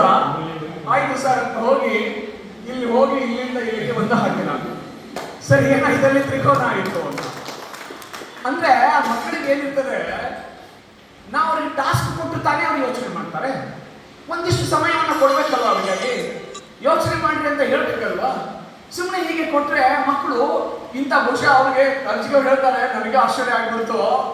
ಅವರು ಆಮೇಲೆ ಇನ್ನೂ ತುಂಬಾ ಅವರು ಎರಡು ಗೆರೆಗಳನ್ನು ಒಳಗೊಂಡ ತ್ರಿಕೋನ ರಚನೆ ಮಾಡಿ ಅಂತ ಹೇಳಿದ್ರು. ಅವರು ಪ್ರಶ್ನೆ ನೋಡಿ, 2 ಗೆರೆಗಳನ್ನು ಒಳಗೊಂಡ ತ್ರಿಕೋನ. ಆಯ್ತು, ಅವಾಗ ಒಬ್ಬ ಹೇಳ್ದ, ಸರ್ ನಾನ್ ಮಾಡ್ತೇನೆ ಅಂದ. ಅವ್ನು ನಾನ್ ಮಾಡ್ತೇನೆ ಅಂದ ತಕ್ಷಣನೇ ಆಯ್ತು ಮಾಡು ಅಂತ ಹೇಳಿಬಿಟ್ರೆ ಅವ್ನು ಹೋದ. ನೆಕ್ಸ್ಟ್ ಸೀದಾ ಹೋಗಿ ಏನ್ ಮಾಡಿದ, ಹೀಗೆ ತ್ರಿಕೋನ ಹಾಕಿದ, ಇಲ್ಲಿ 2 ಗೆರೆಗಳನ್ನು ಹಾಕ್ಬಿಟ್ಟು ಅವ್ನು ಕೇಳ್ತಾನೆ, ಸರ್ ನಾನು ಮಾಡಿದ್ದೇನೆ. ಏನು ಅಂದು, ನಾನು 2 ಗೆರೆಗಳನ್ನ ಬಳಸ್ಕೊಂಡು ನೀನು ಒಳಗೊಂಡ ತ್ರಿಕೋನ ರಚನೆ ಮಾಡುವಂತ ಹೇಳಿದ್ದೀನಿ, ನೀನು ಹೀಗೆ ಮಾಡಿದೀಯಲ್ಲ, ಗೆರೆಗಳನ್ನು ಯಾರು ಹಾಕಿದೀಯ, ತ್ರಿಕೋನ ಬೇರೆ ಹಾಕಿದೀಯ, ಅದೇಗೆ ಸಾಧ್ಯ ಅಂತ ಹೇಳಿದ್ರೆ, ಸರ್ ಅವನು ಎಲ್ಲಿಗೆ ಬಂದ ಅಂದ್ರೆ, ನೀವು ಮ್ಯಾಥಮೆಟಿಕ್ಸ್ ಬಗ್ಗೆ ಮಾತಾಡಿದ್ರಿ ಸರ್, ನಾನು ಭಾಷೆಯ ಬಗ್ಗೆ ಮಾತಾಡ್ತೇನೆ ಇವಾಗ. ಅವನು ಹೇಳ್ತಾನೆ, ನೀವು ಮ್ಯಾಥಮೆಟಿಕ್ಸ್ ಅಲ್ಲಿ ಇದನ್ನ ಆನ್ಸರ್ ಮಾಡಿದ್ರಿ. ಹೌದು, ನಾನು ಭಾಷೆಗೆ ಸಂಬಂಧಪಟ್ಟಂತೆ ನನ್ನ ಉತ್ತರ ಇದು ಅಂತ. ಏನ್ ಹೇಳ್ತೀರಿ ನೀವು, 2 ಗೆರೆಗಳನ್ನು ಒಳಗೊಂಡ ತ್ರಿಕೋನ ಅಂತ ಹೇಳಿದ್ರಿ. ಹೌದು, ತ್ರಿಕೋನ ಇದೆ, ಹಾಗೆ 2 ಗೆರೆಗಳಿದ್ದಾವೆ, 2 ಗೆರೆಗಳಿದ್ದಾವೆ, ಒಂದು ತ್ರಿಕೋನ ಇದೆ, 2 ಗೆರೆಗಳನ್ನು ಒಳಗೊಂಡ ತ್ರಿಕೋನ ಇದೆ ಅಂತ ಮಗು ಹೇಳ್ತಾರೆ. ಅಂದ್ರೆ ನಾನು ಇದನ್ನು ಯಾರು ಯೋಚನೆ ಮಾಡಿರ್ಲಿಲ್ಲ. ಮಕ್ಕಳಿಗೆ ಬಿಟ್ರೆ ಅವ್ರು ಏನ್ ಬೇಕಾದ್ರೂ ಯೋಚನೆ ಮಾಡೋದಕ್ಕೆ ಅವರಿಂದ ಸಾಧ್ಯತೆ ಇದೆ ಅನ್ನುವಂಥದ್ದನ್ನ ಸುಮ್ಮನೆ ನಿಮ್ ಜೊತೆಗೆ ನಾನು ಒಂದಿಷ್ಟು ವಿಚಾರಗಳನ್ನ ಹೀಗೆ ಹಂಚಿಕೊಳ್ತಾ ನನಗೆ ಮತ್ತೊಂದು ಸಂದರ್ಭ ಬರ್ತದೆ. ಕೆವಿನ್ ಕಾರ್ಟರ್ ಅಂತ ಒಬ್ಬ ಜರ್ನಲಿಸ್ಟ್ ಬರ್ತಾರೆ. ಕೆವಿನ್ ಕಾರ್ಟರ್ ಅಂತ ಅವರ ಹೆಸರು. ಬಹಳ ಅದ್ಭುತವಾಗಿ ಸೂಡಾನ್ದಲ್ಲಿ ಭೀಕರ ಬರಗಾಲ ಇರ್ತದೆ. ಆ ಸೂಡಾನ್ದಲ್ಲಿ ಭೀಕರ ಬರಗಾಲ ಬಿದ್ದಾಗ ಎಂಥ ಸ್ಥಿತಿ ಆಗಿರ್ತದೆ ಅಂತ ಹೇಳಿದ್ರೆ, ಆಹಾರ ಸಿಗದೆ ಅಲ್ಲಿರುವಂತ ಮಕ್ಕಳು ಜನ ಎಲ್ಲ ಸೊರಗಿ ಹೋಗಿರ್ತಾರೆ. ಯಾವ ಪ್ರಮಾಣದಲ್ಲಿ ಸೊರಗಿ ಹೋಗಿರ್ತಾರೆ ಅಂತ ಹೇಳಿದ್ರೆ, ಅವರ ಈ ಅಸ್ಥಿಪಂಜರ ಕಾಣಿಸ್ತಾ ಇರ್ತದೆ, ಅವ್ರ ರಿಬ್ಸ್ಗಳು ಹೀಗೆ ಏನ್ ರಿಬ್ಸ್ ಇದಾವಲ್ಲ, ಈ ರಿಬ್ಸ್ಗಳೆಲ್ಲ ಎದ್ದು ಕಾಣಿಸ್ತಾ ಇರ್ತದೆ. ಅಷ್ಟು ಹಸಿವೆಯಿಂದ ಬಳಲ್ತಾ ಇರುವಂತ ಮಕ್ಕಳು ಸಾಯ್ತಾ ಇರ್ತಾರೆ. ಅಲ್ಲಿಗೆ ವಿಶ್ವಸಂಸ್ಥೆ ಒಂದು ಗಂಜಿ ಕೇಂದ್ರವನ್ನು ಸ್ಥಾಪನೆ ಮಾಡಿದೆ. ಆ ಗಂಜಿ ಕೇಂದ್ರಕ್ಕೆ ಒಂದು ಮಗು, ಚಿಕ್ಕ ಮಗು, ಅದರದ್ದು ರಿಬ್ಸ್ ಎಲ್ಲ ಕಾಣಿಸ್ತಾ ಇದ್ದಾವೆ. ಅದಕ್ಕೆ ಎದ್ದು ಹೋಗಕ್ಕೆ ಆಗ್ತಾ ಇಲ್ಲ, ತೆವಳ್ಕೊಂಡು ಹೋಗ್ತಾ ಇತ್ತು ಆ ಗಂಜಿ ಕೇಂದ್ರಕ್ಕೆ, ಊಟಕ್ಕೆ ಸಿಗ್ತದೇನೋ ಅಂತ ಹೇಳಿ. ಸರಿ, ಆ ಗಂಜಿ ಕೇಂದ್ರಕ್ಕೆ ಹೋಗ್ತಾ ಇರುವಂತಹ ಸಂದರ್ಭದಲ್ಲಿ ಒಂದು ರಣಹದ್ದು ಆ ಮಗುವನ್ನು ನೋಡ್ತಾರೆ. ರಣಹದ್ದು ಆ ಮಗುವನ್ನು ನೋಡಿ ಅದನ್ನು ಹಿಂದೆ ಬಂದು ಕೂತ್ಕೊಳ್ತಾರೆ. ಯಾವಾಗ ಹೋಗಿ ಆ ಮಗುವನ್ನು ಕುಕ್ಕಬೇಕು, ತಿನ್ಬೇಕು ಅಂತ ರಣಹದ್ದಿಗೆ ಆಸೆ ಆಗಿದೆ. ಅದನ್ನ ಅಲ್ಲಿಯ ಸ್ಥಿತಿಗತಿಯನ್ನ ಚಿತ್ರಣ ಮಾಡ್ಲಿಕ್ಕೆ ಹೋದಂಥವ್ರು ಯಾರು, ಕೆವಿನ್ ಕಾರ್ಟರ್ ನೋಡ್ತಾರೆ. ನೋಡಿ ಅಪ್ಪ ಅದ್ಭುತವಾದಂಥ ಶೀನ್ ಸಿಕ್ತು ಅಂತ ಹೇಳಿ ಅದನ್ನ ಫೋಟೋ ಹೊಡೆದು ಅದನ್ನ ಅವ್ರ ಪತ್ರಿಕೆಗೆ ಕಳಿಸ್ತಾರೆ. ಪತ್ರಿಕೆ ಅಲ್ಲಿ ಅದನ್ನ ಪ್ರಕಟ ಮಾಡ್ತಾರೆ. ಈ ಸೂಡಾನ್ದಲ್ಲಿ ಎಂತ ಭೀಕರ ಬರಗಾಲ ಇದೆ, ಮಗು ಗಂಜಿ ಕೇಂದ್ರಕ್ಕೆ ತೆವಳ್ಕೊಂಡು ಹೋಗ್ತಾ ಇದೆ, ಅಸ್ಥಿಪಂಜರ ಕಾಣಿಸ್ತಾ ಇದೆ, ಆ ಮಗುವನ್ನ ಕುಕ್ಕಬೇಕು ಅಂತ ರಣಹದ್ದು ಕಾಯ್ಕೊಂಡಿದೆ. ಈ ಚಿತ್ರ ಇಡೀ ಜಗತ್ತಿನ ಗಮನ ಸೆಳೆದುಕೊಳ್ತಾರೆ. ಹೌದಾ? ಈ ಕಥೆಯನ್ನ ಮಕ್ಕಳಿಗೆ ಹೇಳಿದೆ. ಈ ಕಥೆಯನ್ನ ಮಕ್ಕಳಿಗೆ ಹೇಳ್ಬಿಟ್ಟು, ಸರಿ ಏನ್ ಹೇಳ್ತೀರಾ ನೀವು ಅಂತ ಮಕ್ಕಳಿಗೆ ಹೇಳಿದೀವಿ ನಾವೆಲ್ಲ. ಕ್ವಶನ್ ಸುಮ್ಮನೆ ಅವರಿಗೆ ಕೊಟ್ಟಿವಿ. ಅವರಲ್ಲಿ ಒಂದು ಸಂವೇದನೆಯನ್ನು ಮೂಡಿಸ್ಬೇಕಲ್ಲ. ಆ ಮಗುವಿನ ಎದೆಯೊಳಗೂ ಒಂದಿಷ್ಟು ಅನುಕಂಪ, ಒಂದಿಷ್ಟು ಕರುಣೆ, ಒಂದಿಷ್ಟು ಸಂವೇದನೆ. ಅವನಿಗೆ ನೋವಾಗ್ತಾ ಇದೆ ಅಂದ್ರೆ ತನಗೆ ನೋವಾಗುವ ಹಾಗೆ ಮಗುವಿಗೂ ಆಗ್ಬೇಕಲ್ವಾ? ಜಗತ್ತು ಹಾಳಾದ್ರೂ ಚಿಂತೆ ಇಲ್ಲ, ನಾನು ಚೆನ್ನಾಗಿರ್ಬೇಕು ಅನ್ನುವಂಥ ಶಿಕ್ಷಣವನ್ನ ನಾವು ಬೋಧಿಸ್ತಾ ಇದ್ದೇವೆ ಇವತ್ತು. ಯಾರ ಹೊಟ್ಟೆ ಮೇಲೆ ಹೊಡೆದ್ರೂ ಚಿಂತೆ ಇಲ್ಲ, ನಾವು ಕೋಟ್ಯಾಧೀಶ ಆಗ್ಬೇಕು ಅಂತ ಹಂಬಲಿಸ್ತಾ ಇದ್ದೇವೆ. ದೇಶವನ್ನ ಕೊಳ್ಳೆ ಹೊಡೆದ್ರೂ ಚಿಂತೆ ಇಲ್ಲ, ನಾವು ಮಳೆ ಮೇಲೆ ಮಳೆ ಕಟ್ಕೊಂಡು ಹೋಗ್ಬೇಕು ಅಂತ ನಾವು ಚಿಂತನೆ ಮಾಡ್ತಾ ಇದ್ದೇವೆ. ಆದ್ರೆ ಇಂಥ ಘಟನೆಯನ್ನ ಹೇಳೋದ್ರ ಮೂಲಕವಾಗಿ ಮಕ್ಕಳ ಸಂವೇದನೆಯನ್ನ ಹೇಗೆ ಬಡಿದೆಬ್ಬಿಸಬಹುದು ಅಂತ ಆ ಮಕ್ಕಳು ಕೇಳಿದ್ರೆ, ಮಕ್ಕಳು ಇಷ್ಟು ಬೇಜಾರಾಯ್ತಲ್ಲ ಸರ್, ಅವ್ರು ಆನ್ಸರ್ ಕೊಡ್ತಾರೆ. ಅವ್ರು ಏನ್ ಆನ್ಸರ್ ಕೊಟ್ಟರು ಅಂತಂದ್ರೆ, ಸರ್ ಅವನು ತುಂಬಾ ಕಟುಕ ಸರ್. ಅವನು ಯಾರಿಗೆ ಬೈದ್ರು ಅಂದ್ರೆ ಕೆವಿನ್ ಕಾರ್ಟರ್ಗೆ ಬೈತಾರೆ. ಚಿತ್ರ ಚೆನ್ನಾಗಿದೆ ಸರ್, ಅವನು ತುಂಬಾ ಚೆನ್ನಾಗಿ ಶೂಟ್ ಮಾಡಿದಾನೆ, ಅದನ್ನ ಅದು ಅದ್ಭುತವಾಗಿ ಫೋಟೋಗ್ರಾಫಿ ಒಂದು ಅಂತ ಹೊಗಳ್ತಾರೆ ಅಂತ ಅನ್ಕೊಂಡಿದ್ರೆ, ಮಕ್ಕಳು ಹೇಳ್ತಾರಂತೆ ಅವನು ಕಟುಕ ಸರ್. ಅವನು ಯಾಕೋ ಹಾಗೆ ಹೇಳ್ತಾ ಇದೆಯಾ ಅಂತ ಹೇಳಿದ್ರೆ, ಇನ್ನೊಂದು ಮಗು ಹೇಳುತ್ತೆ, ಸರ್ ಆ ಮಗು ಸಾಯ್ಲಿಕ್ಕಿದೆ, ಹತ್ತು ಅದನ್ನ ಕೂಗ್ತದೆ, ಸಾಯಿಸ್ತದೆ ಅಂತ ಅವ್ನಿಗೆ ಗೊತ್ತಿಲ್ವಾ ಸರ್? ಅವನ ಒಳಗಿರುವಂತ ಕರುಣೆ ಬತ್ತಿ ಹೋಗಿದ್ದ, ಅವನ ಒಳಗಿನ ಸಂವೇದನೆ ಸತ್ತು ಹೋಗಿದ್ದ ಸರ್. ಅವನಿಗೆ ಫೋಟೋಗ್ರಾಫಿ ತೆಗೆದು ಪತ್ರಿಕೆ ಕಳಿಸ್ಬೇಕು ಅನ್ನೋದೇ ಹೆಚ್ಚಾಯಿತು, ಆ ಮಗುವಿನ ಪ್ರಾಣ ಉಳಿಸ್ಬೇಕು ಅನ್ನುವಂಥ ಭಾವನೆ ಬರಲಿಲ್ಲ ಸರ್. ಅವನು ಕಟುಕ ಸರ್ ಅವನು ಅಂತ ಒಂದು ಮಗು ಹೇಳ್ತಾರೆ. ಜೆಸ್ಸಿ, ಏನು ಆಶ್ಚರ್ಯ ಅಂತ. ನಾವು ಮಕ್ಕಳನ್ನ ಹೇಗೆ ನೋಡ್ತಾ ಇದ್ದೀವಿ ಅಂತ ಒಂದು ಸಾರಿ ಚಿಂತನೆ ಮಾಡಿ, ಹೀಗೆ ಮಕ್ಕಳ ಹೃದಯ ಭಾವಕೋಶವನ್ನ ಶ್ರೀಮಂತಗೊಳಿಸೋದಕ್ಕೆ ನಾವು ಏನನ್ನ ಮಾಡಿ ಅವರನ್ನ ಶ್ರೀಮಂತಗೊಳಿಸಬಹುದು ಅಂತ. ಈ ಟ್ರೆಡಿಷನಲ್ ಸಿಸ್ಟಮ್ ಆಫ್ ಟೀಚಿಂಗ್ ಇದೆಯಲ್ಲ, ದಿಸ್ ಸಿಸ್ಟಮ್ ಅನ್ನ ಎಲ್ಲರೂ ಬಹಳ ಜನ ಮಾಡ್ತೀವಿ ನಾವೆಲ್ಲ. Traditional system it is. ಪಾಠ ಮಾಡೋದು, ವಿವೇಕಾನಂದ ಹೇಳ್ತಾರಲ್ಲ, ಶಿಕ್ಷಣವೆಂದರೆ ಮಗುವಿನ ತಲೆ ಒಳಗೆ ಒಂದಿಷ್ಟು ಒಣ ಮಾಹಿತಿಯನ್ನ ತುರುಕಿ ಅದು ಜೀರ್ಣವಾಗದೆ ಕಸವಾಗಿ ಬಿಡುವಂಥದ್ದಲ್ಲ ಅದು ಶಿಕ್ಷಣ. ಅಂದ್ರೆ ಅವನೊಳಗಿರುವಂತ ದೈವಿ ಪರಿಪೂರ್ಣತೆ ಅವಿರ್ಭಾವ ಮಾಡಬೇಕು ಅನ್ನೋದು ಶಿಕ್ಷಣ ಅಂತ ವಿವೇಕಾನಂದ ಹೇಳ್ತಾರಲ್ಲ. ಹಾಗೆ ಇಲ್ಲಿ ಮಗುವಿನ ಅಂತಃಶಕ್ತಿಯನ್ನು ನಾವು ಜಾಗೃತಗೊಳಿಸಬೇಕಾಗಿದೆ. ಅದಕ್ಕೆ ಒಬ್ಬ ಟೀಚರ್ ನಾನು ಏನು ಮಾಡಬಲ್ಲೆ ಸರ್, ದಿಸ್ ಇಸ್ ಆಲ್, ನಮಗೆ ಸಾಧ್ಯ ಇಲ್ಲ, we are science teachers, we can't teach this lesson to the students sir, we are very sorry for that ಅಂತ ನಮ್ಮ ಟೀಚರ್ಸ್ ಹೇಳ್ತಾರೆ. Mathematics teachers no sir, just I am playing with some numbers, that's all sir, that's all. ನಾನು mathematics ತುಂಬಾ ಗುಂಗಲ್ಲಿ ಇರ್ತೀನಿ, mathematics ನೋಡಿ ಗುಂಗಲ್ಲಿ ಇರ್ತಾರೆ ಯಾವಾಗಲೂ ಮ್ಯಾಥಮೆಟಿಕ್ಸ್ ಟೀಚರ್ಸ್ ಅಂತ ಹೇಳ್ತಿರ್ತಾರೆ. ಸರ್ ಅವ್ರದ್ದೇ ಗುಂಗು ಸರ್ ಅವರಿಗೆ ಅಂತ. ಇದನ್ನೆಲ್ಲ ಲ್ಯಾಂಗ್ವೇಜ್ ಟೀಚರ್ಸ್ ಮಾಡೋದು ಸರ್, ಇದು ನಮ್ದಲ್ಲ ಅಂತ ನಾವು ಭಾಳ ಜನ ಹೇಳ್ಕೊತೀವಿ. ಬಟ್ ನಾನು ಒಬ್ಬ ಮ್ಯಾಥಮೆಟಿಕ್ಸ್ ಟೀಚರ್ ಆಗಿ ನಾನು ನಿಮ್ಮ ಜೊತೆಗೆ ಹಂಚ್ಕೊಳ್ತಾ ಇದ್ದೀನಿ ಅಂತ ಹೇಳಿದ್ರೆ, ಹೇಳಬೇಕು ಅನ್ನೋ ಆಸೆ ಇದ್ರೆ, ತಿಳಿದುಕೊಳ್ಬೇಕು ಅನ್ನುವಂಥ ಆಸೆ ಇದ್ರೆ ಏನ್ ಬೇಕಾದ್ರೂ ಮಾಡ್ಬೋದಲ್ಲ ಅನ್ನೋದಕ್ಕೆ ಉದಾಹರಣೆಗಳು ಸಾಕಷ್ಟು ಇದಾವೆ. ಕೊನೆಗೆ ಇನ್ನೊಬ್ಬ ಮಗು ಇತ್ತು, ಅವನು ತುಂಬಾ ಪ್ರಾಕ್ಟಿಕಲ್ ಆಗಿ ಚಿಂತನೆ ಮಾಡಿದ. ಅವನು ಹೇಳ್ತಾನೆ, ಸರ್ ಎಂತ ಅದ್ಭುತ ಫೋಟೋಗ್ರಾಫಿ ಅವ್ರು ಕ್ಲಿಕ್ ಮಾಡಿದ್ರು ಸರ್. ಆ ಕ್ಲಿಕ್ ಮಾಡಿದ್ರಲ್ಲ ಫೋಟೋಗ್ರಾಫಿ, ಅದು ಪೇಪರ್ನಲ್ಲಿ ಬಂತಲ್ಲ, ಅದು ಬಂದ ಮೇಲೇನೆ ಸರ್ ಇಡೀ ಜಗತ್ತಿಗೆ ಗೊತ್ತಾಗಿದ್ದು ಸೂಡಾನ್ನಲ್ಲಿ ಇಂಥ ಕೆಟ್ಟ ಬರಗಾಲ ಇದೆ, ಹಸಿವೆಯಿಂದ ಅಲ್ಲಿ ಕಂಗಾಲಾಗಿದ್ದಾರೆ ಅಂತ ಗೊತ್ತಾಯ್ತಲ್ವ ಸರ್. ಇವತ್ತೇನಾಗ್ತಾ ಇದೆ, ಇಡೀ ದೇಶಗಳಿಂದ ಆ ಸೂಡಾನ್ಗೆ ಆಹಾರ, ದವಸ ಧಾನ್ಯಗಳನ್ನ, ಆ ಪರಿಕರಗಳನ್ನ, ಬಟ್ಟೆಗಳನ್ನ ಕಳಿಸ್ಕೊಡ್ತಾ ಇದ್ದಾರೆ ಸರ್. ಆ ಫೋಟೋಗ್ರಾಫಿ ಏನಾದ್ರು ಕ್ಲಿಕ್ ಮಾಡದೆ ಹೋಗಿದ್ದಿದ್ರೆ, ಅದು ಪೇಪರ್ನಲ್ಲಿ ಬರದೆ ಹೋಗಿದ್ದಿದ್ರೆ ಆ ದೇಶಕ್ಕೆ ಈ ರೀತಿಯ ಸಹಾಯ ಸಿಗ್ತಾ ಇತ್ತು ಸರ್ ಅಂತ ಒಬ್ಬ ಮಗು ಹೇಳ್ತಾನೆ. ಸುಮ್ಮನೆ ನಾವು ಅವ್ರಿಗೊಂದು ಟಾಸ್ಕ್ ಕೊಟ್ಟು ಹೀಗೆ ಬಿಟ್ರೆ ಹೇಗೆ ಎಂತ ಆನ್ಸರ್ಸ್ಗಳು ಬರ್ತವೆ ಅನ್ನೋದನ್ನ ಕೊನೆಗೆ ನಾನು ಹೇಳಿದೆ, yes students you are right. ಕೊನೆಗೆ ಏನಾಯ್ತು ಅಂತ ಹೇಳಿದ್ರೆ, ಆ ವ್ಯಕ್ತಿ ಒಬ್ರು ಫೋನ್ ಮಾಡ್ತಾರೆ. ಆ ಫೋನ್ ಮಾಡಿ ಅವ್ರು ಕೇಳ್ತಾರೆ, ನೀವು ಅಲ್ಲಿ ಫೋನ್ ಅನ್ನು ಕ್ಲಿಕ್ ಮಾಡಿದ್ರಲ್ಲ, ಕ್ಲಿಕ್ ಮಾಡಿದಾಗ ಅಲ್ಲಿ ಹದ್ದು ಅವರನ್ನ ಬೆನ್ನತ್ತಿತ್ತಲ್ಲ, ಅದು ಹದ್ದು ಆ ಮಗು ಸತ್ತ ಉಳಿತಾ ಅಂತ ಅವ್ರನ್ನ ಕೇಳ್ತಾರಂತೆ. ಫೋನ್ ಮಾಡಿಬಿಟ್ಟು ಕೆವಿನ್ ಕಾರ್ಟರ್ಗೆ ಕೇಳ್ತಾರೆ, ಸರ್ ನೀವು ಫೋಟೋ ಏನೋ ಕ್ಲಿಕ್ ಮಾಡಿದ್ರಿ, ಪಾಪ ಮಗು ಹಿಂದೆ ರಣಹದ್ದು ಕಾಯ್ತಾ ಇತ್ತು, ಆ ಮಗು ಗಂಜಿ ಕೇಂದ್ರವನ್ನು ಮುಟ್ತಾ ಅಥವಾ ರಣಹದ್ದು ಬಂದು ಆ ಮಗುವಿನ ಸಾಯಿಸ್ತಾ, ಮಗುವಿನ ಸ್ಥಿತಿ ಏನಾಯ್ತು ಸರ್ ಅಂತ ಆ ಕೆವಿನ್ ಕಾರ್ಟರ್ಗೆ ಕೇಳ್ತಾರಂತೆ. ಕೆವಿನ್ ಕಾರ್ಟರ್ಗೆ ಆಶ್ಚರ್ಯ ಆಗ್ಬಿಡ್ತಾರೆ, ಇಲ್ಲ ಅದು ನನಗೆ ಗೊತ್ತಿಲ್ಲ, ನಾನು ಫೋಟೋ ಅಷ್ಟೇ ಕ್ಲಿಕ್ ಮಾಡಿದೆ ಅಂದ್ರೆ, ಸರ್ ಹಾಗಿದ್ರೆ ಅಲ್ಲಿ 2 ರಣಹದ್ದುಗಳಿತ್ತು ಅಂತ ಅನಿಸ್ತದೆ ಅಂತ. ಒಂದು ಆ ರಣಹದ್ದು, ಇನ್ನೊಂದು ನೀವು ಒಂದು ರಣಹದ್ದು ಅಂತ. ಇದನ್ನ ಆ ವ್ಯಕ್ತಿಗೆ ಫೋನ್ ಮಾಡಿ ಹೇಳಿದ್ರೆ ನಿಮಗೆ ಆಶ್ಚರ್ಯ ಹೇಳ್ತೀನಿ, ಆ ವ್ಯಕ್ತಿ ಕೇವಲ 1 ವಾರದಲ್ಲಿ ಸುಸೈಡ್ ಮಾಡಿಕೊಂಡು ಸರ್. ಕೆವಿನ್ ಕಾರ್ಟರ್ ಪುಲಿಟ್ಜರ್ ಪ್ರಶಸ್ತಿಯನ್ನ ವಿಜೇತ ಅವರು ತುಂಬಾ 1 ವೀಕಲ್ಲಿ ಅವ್ರು ಸುಸೈಡ್ ಮಾಡ್ಕೊತಾರೆ. ನನ್ನ ಮಗುವಿನ ಪ್ರಾಣವನ್ನು ಉಳಿಸಬಹುದಾಗಿತ್ತಲ್ಲ, ನನಗೆ ನನ್ನ ಈ ಪ್ರೊಫೆಷನ್ ಇದನ್ನೇ ಹೆಚ್ಚಾಯಿತು, ಆದರೆ ನನ್ನ ಒಳಗಿನ ಸಂವೇದನೆ ಸತ್ತು ಹೋಯ್ತಲ್ಲ ಅಂತ ಹೇಳಿ 1 ವೀಕಲ್ಲಿ ಅವರು ಸುಸೈಡ್ ಮಾಡ್ಕೊಂಡು ಸತ್ತು ಹೋಗ್ತಾರೆ ಅಂತ. ಹೇಗೆ ನಾವು ಭಾವಕೋಶವನ್ನು ಶ್ರೀಮಂತಗೊಳಿಸೋದು, ಜ್ಞಾನಕೋಶದ ಜೊತೆಗೆ ಭಾವಕೋಶವನ್ನು ಹೇಗೆ ಶ್ರೀಮಂತಗೊಳಿಸೋದು ಅಂತ ಒಂದು ಸಾರಿ ನೀವುಗಳೆಲ್ಲ ಚಿಂತನೆ ಮಾಡೋದಕ್ಕೆ ಸಾಧ್ಯ ಆಗೋದು. ಆದರೆ ಇಂಥ ಹಲವಾರು ಘಟನೆಗಳು ನಮ್ಮ ಬದುಕಿನಲ್ಲಿ ನಮಗೆ ಬರ್ತವೆ ಸರ್. ಯೋಚನೆ ಮಾಡಿ ಒಂದ್ಸಾರಿ ನೀವೆಲ್ಲ ಏನೆಲ್ಲ ಹೇಳಿಕ್ಕೆ ಸಾಧ್ಯತೆ ಇದೆ. ಆ ಪಾಠವನ್ನ ಓದಿರುವ ಕಥೆಯನ್ನ ನಿಮ್ಮ ಲ್ಯಾಂಗ್ವೇಜಕ್ಕೆ ಹೇಗೆ ಹೇಳ್ಬೋದು, ಮ್ಯಾಥಮೆಟಿಕ್ಸ್ಗೆ ಬ್ಲೆಂಡ್ ಮಾಡ್ಕೊಂಡು ಹೇಗೆ ಹೇಳ್ಬೋದು, ಎಲ್ಲ ಆಲ್ ಸಬ್ಜೆಕ್ಟ್ ಟೀಚರ್ಸ್ಗಳು ಅದನ್ನ ಹೇಗೆ ಹೇಳ್ಬೋದು, ಇತಿಹಾಸದ ಒಬ್ಬ ಟೀಚರ್ ಇದನ್ನು ಹೇಗೆ ಬಳಸ್ಕೊಳ್ಬೋದು, ಅವರ ಪಾಠ ತುಂಬಾ ಎಫೆಕ್ಟಿವ್ ಆಗಬೇಕು ಅಂತಂದ್ರೆ ಹೇಗೆ ಬಳಸ್ಕೊಳ್ಬೋದು ಅಂತ we teachers we have to think, ಹೇಗೆ ಕೊಡಬೇಕು ನಾವು ಮಕ್ಕಳಿಗೆ ಅಂತ. ಇದನ್ನ ಹೇಳಿದ್ರೆ ಮಕ್ಕಳು ಬೇಜಾರು ಮಾಡ್ಕೊತಾರ. ಸರ್ ಪಾಠ ಮಾಡಿ ಸರ್, ನೀವು ಬರೀ ಏನೋ ಹೇಳಿ ಕತೆ ಹೇಳ್ತೀರಿ ಅಂತ ಹೇಳ್ತಾರ. ಇಡೀ ಪಾಠವನ್ನು ಬರೀ ಕಥೆನೇ ಹೇಳ್ತಾ ಇಲ್ವಲ್ಲ, ಯಾವಾಗ ಒಂದು ಘಟನೆ ಹೇಳೋದು ನಮ್ಮಿಂದ ಸಾಧ್ಯ ಇಲ್ವಾ? ಅದಕ್ಕೆ ನನ್ನ ವಿನಂತಿ ಇದೆ, ಒಂದ್ಸಾರಿ ಯೋಚನೆ ಮಾಡಿ ಏನ್ ಮಾಡ್ಬೋದು ನಾವು ಹಾಗೆ. ಅದಕ್ಕೆ ಹೇಳ್ತಾರೆ, ನನಗೆ ಯಾವಾಗಲೂ ನೋವಿದೆ ಟೀಚರ್ಸ್ ಬಗ್ಗೆ.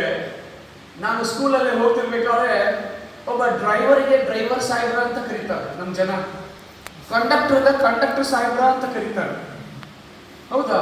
ಒಬ್ಬ ತಹಶೀಲ್ದಾರ್ಗೆ ತಹಶೀಲ್ದಾರ್ ಸಾಹೇಬ್ರು ಅಂತ ಕರೀತಾರೆ, ಒಬ್ಬ PDO ಇದ್ರೆ PDO ಸಾಹೇಬ್ರ ಅಂತ ಕರೀತಾರೆ, ಪಂಚಾಯತಿ ಒಳಗೆ ಒಬ್ಬ ಸೆಕ್ರೆಟರಿ ಇದ್ರೆ ಸೆಕ್ರೆಟರಿ ಸಾಹೇಬ್ರ ಅಂತ ಕರೀತಾರೆ, ವಿಲೇಜ್ ಅಕೌಂಟೆಂಟ್ಗೆ ತಲಾಟಿ ಸಾಹೇಬ್ರು ಅಂತ ಕರೀತಾರೆ. ಆದ್ರೆ ನಾವೇನಾದ್ರೂ ಒಂದ್ ಸ್ವಲ್ಪ ಶಾಲೆಯಿಂದ ಬಸ್ಸಿಗೆ ಇರೋದು ಹೋಗ್ತಾ ಇದ್ರೆ ಮಾಸ್ಟರ್ ಹೊಂಟ್ ನೋಡ್ ಅಂತ ಕರೀತಾರೆ, ಮಾಸ್ಟರ್ ಹೊಂಟ್ ನೋಡ್, ಈಗ ಬಂದ್ ನೋಡ್ ಮಾಸ್ಟರ್ ಅಂತ ಕರೀತಾರೆ. ನನಗೆ ನೋವಾಗ್ತದೆ. ಈ ಜನರಿಗೆ ಏನಾಗಿದೆ ಅಂದ್ರೆ ಅವ್ರಿಗೆ ಆ ಕ್ಷಣಕ್ಕೆ ಫಲ ಬೇಕಾಗಿದೆ. ಒಬ್ಬ PDO ಶರ್ಟ್ ಹೊಡೆದ್ರೆ ಅವನ ಆ ಕ್ಷಣಕ್ಕೆ ಅವನ ಮನೆಗೆ ಬೇಕಾಗಿರುವಂತ ಉತ್ತಾರಿಗಳನ್ನ ಅವನು ಇವನ್ನ ಏನ್ ಬೇಕೋ ಅಂತ ಕೊಟ್ಟು ಬಿಡ್ತಾನೆ, ಅದಕ್ಕೆ ಅವ್ನು ಸಾಹೇಬ್ರಾಗ್ತಾರೆ ಅವರು. ಬಟ್ ನಾವು ಕೊಡ್ತಾ ಇರುವಂತ ಈ ಶಿಕ್ಷಣ ಇದೆಯಲ್ಲ, 30 ವರ್ಷಗಳ ನಂತರದಲ್ಲಿ ಆ ಮಗುವನ್ನ ಎತ್ತರಕ್ಕೆ ತೆಗೆದುಕೊಂಡು ಹೋಗ್ತದೆ. ನೀನು ಕೊಟ್ಟಿರುವ ಉತ್ತಾರಿ ಕೇವಲ 1 ದಿನ 10 ದಿನದ ನಿನ್ನ ಗಂಜಿಗಾಗಿತ್ತು.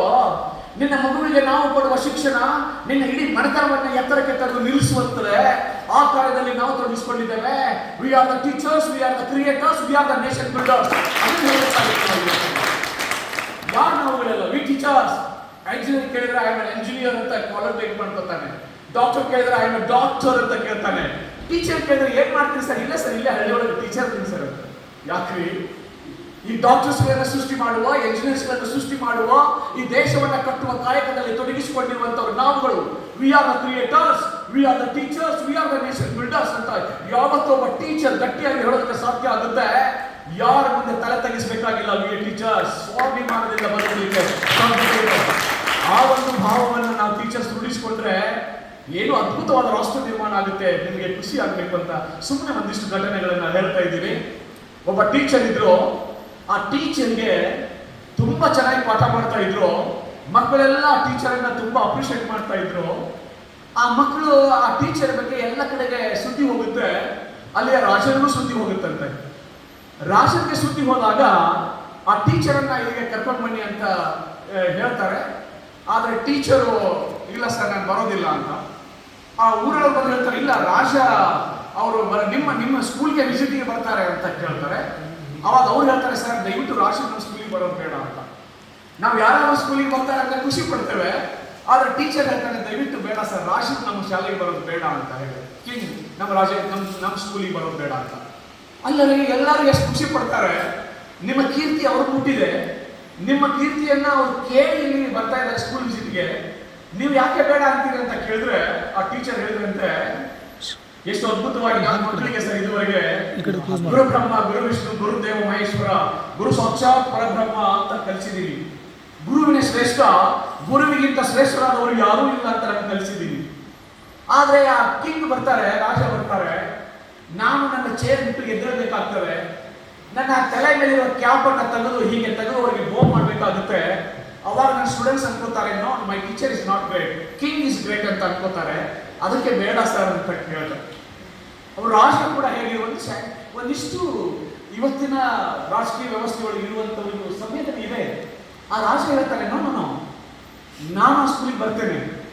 ನಾನು ಬಂದಾಗ ಆ ಟೀಚರ್ ಎದ್ದೇಳಬಾರ್ದು. ಆ ಟೀಚರ್ ಕುತ್ಕೊಂಡಿರ್ಬೇಕು.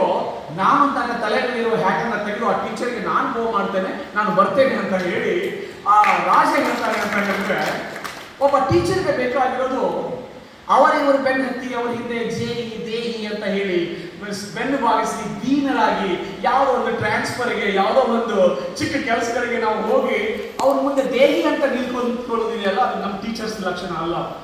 ನಾವು ಹೇಗೆ ಸ್ವಾಭಿಮಾನದಿಂದ ಬದುಕಿದ್ರೆ ತಾನೆ ಇನ್ ಮಕ್ಕಳ ಸ್ವಾಭಿಮಾನಿ ಮಕ್ಕಳನ್ನ ಸೃಷ್ಟಿ ಮಾಡೋದಕ್ಕೆ ಸಾಧ್ಯತೆ ಇದೆ. ಆ ದಿಶೆಯೊಳಗೆ ಒಬ್ಬ ಟೀಚರ್ ನಾವು ಏನು ಬಹಳಷ್ಟು ಗಳಿಸ್ಕೊಂಡವರು ತುಂಬಾ ಜನ ಇದ್ದಾರೆ. ಆದ್ರೆ ಈ ಹೆಸರು ಉಳಿಬೇಕಲ್ಲ, ಅದು ತುಂಬಾ ಕಷ್ಟ ಇದೆ. ಅದಕ್ಕೆ we teachers we have to strive for that. ಅದಕ್ಕಾಗಿ ನಾವು ಹಪ್ಪಿಸಬೇಕಾಗಿದೆ ಅನ್ನುವಂಥ ಮಾತುಗಳನ್ನ ಈ ಸುಮ್ಮನೆ ನಿಮ್ಮ ಜೊತೆಗೆ ಹಂಚಿಕೊಳ್ತಾ ಬಹಳ ಅದ್ಭುತವಾದ ಚಿಂತನೆಗಳಿದಾವೆ. ನಿಮ್ಗೆಲ್ಲ ಗೊತ್ತು. ನನಗೆ ನೀವೆಲ್ಲ ಮನೆಯಲ್ಲಿ ಎಲ್ಲ ಅಡುಗೆ ಮಾಡ್ತೀರಿ, ನೀವು ಮಾಡಿರ್ತೀರಿ ಆಕಸ್ಮಿಕವಾಗಿ. ಒಮ್ಮೆ ಸಂತ್ರಸ್ತರಾಗ್ತೀರಿ ನೀವು ಕೂಡ. ಮನೆಯವರು ಮನೆ ಮಾಡತಿ ಎಲ್ಲಿಗೆ ಹೋದಾಗ ನೀವು ಸಂತ್ರಸ್ತರಾಗಿರ್ತೀರಿ ಪಾಪ. ಅವಾಗ ನೀವು ಕೂಡ ನಳಪಾಕವನ್ನು ಮಾಡ್ಕೊಳ್ಳೋಕೆ ಶುರು ಮಾಡ್ತೀರ. ಸರಿ ಆಯ್ತು, ನೀವು ಮಾಡಿದ್ದೀರ. ನೀವು ಅದು ರೈಸ್ಗೆ ಇಟ್ಟಿದ್ದೀರಿ ಒಂದು ಪಾತ್ರೆಯಲ್ಲಿ, ಅದ್ರ ಮೇಲೆ ಇನ್ನೊಂದು ಪ್ಲೇಟನ್ನು ಮುಚ್ಚಿದ್ದೀರಿ. ನೀವು ಹೊರಗಡೆ ಸ್ವಲ್ಪ ಹೊತ್ತು ಟಿವಿ ನೋಡಿದ್ರಿ. ಟಿವಿ ನೋಡ್ಕೊಂಡಾದ್ಮೇಲೆ ಮತ್ತೆ ಅಡುಗೆ ಮನೆಗೆ ಬಂದ್ರಿ. ಪ್ಲೇಟ್ ಕೆಳಗೆ ಬಿದ್ದಿತ್ತು. ಯೋಚನೆ ಮಾಡಿದ್ರ? ಇಲ್ಲ. ಮತ್ತೆ ಪ್ಲೇಟನ್ನು ಎತ್ತಿ ಅದ್ರ ಮೇಲೆ ಇಟ್ಟು ಮತ್ತೆ ಹೊರಡ್ಬಿಟ್ಟಿವಿ. ಸರಿ, ಇದು ಎಷ್ಟು ವರ್ಷಗಳ ಕಾಲ? ಸಾವಿರಾರು ವರ್ಷಗಳ ಕಾಲವಾಗಿ ಇದನ್ನೇ ಮಾಡಿದ್ವಿ ಎಲ್ಲರೂ ಅಲ್ವಾ? ಯೋಚನೆ ಮಾಡಿ. ಸುಮ್ಮನೆ ಮಕ್ಕಳ ಮುಂದೆ ಒಂದ್ಸರಿ ಇಟ್ಟರೆ ಆ ಮಕ್ಕಳಿಗೆ ಕೇಳಿ ನೀವು ಹಾಗೆ.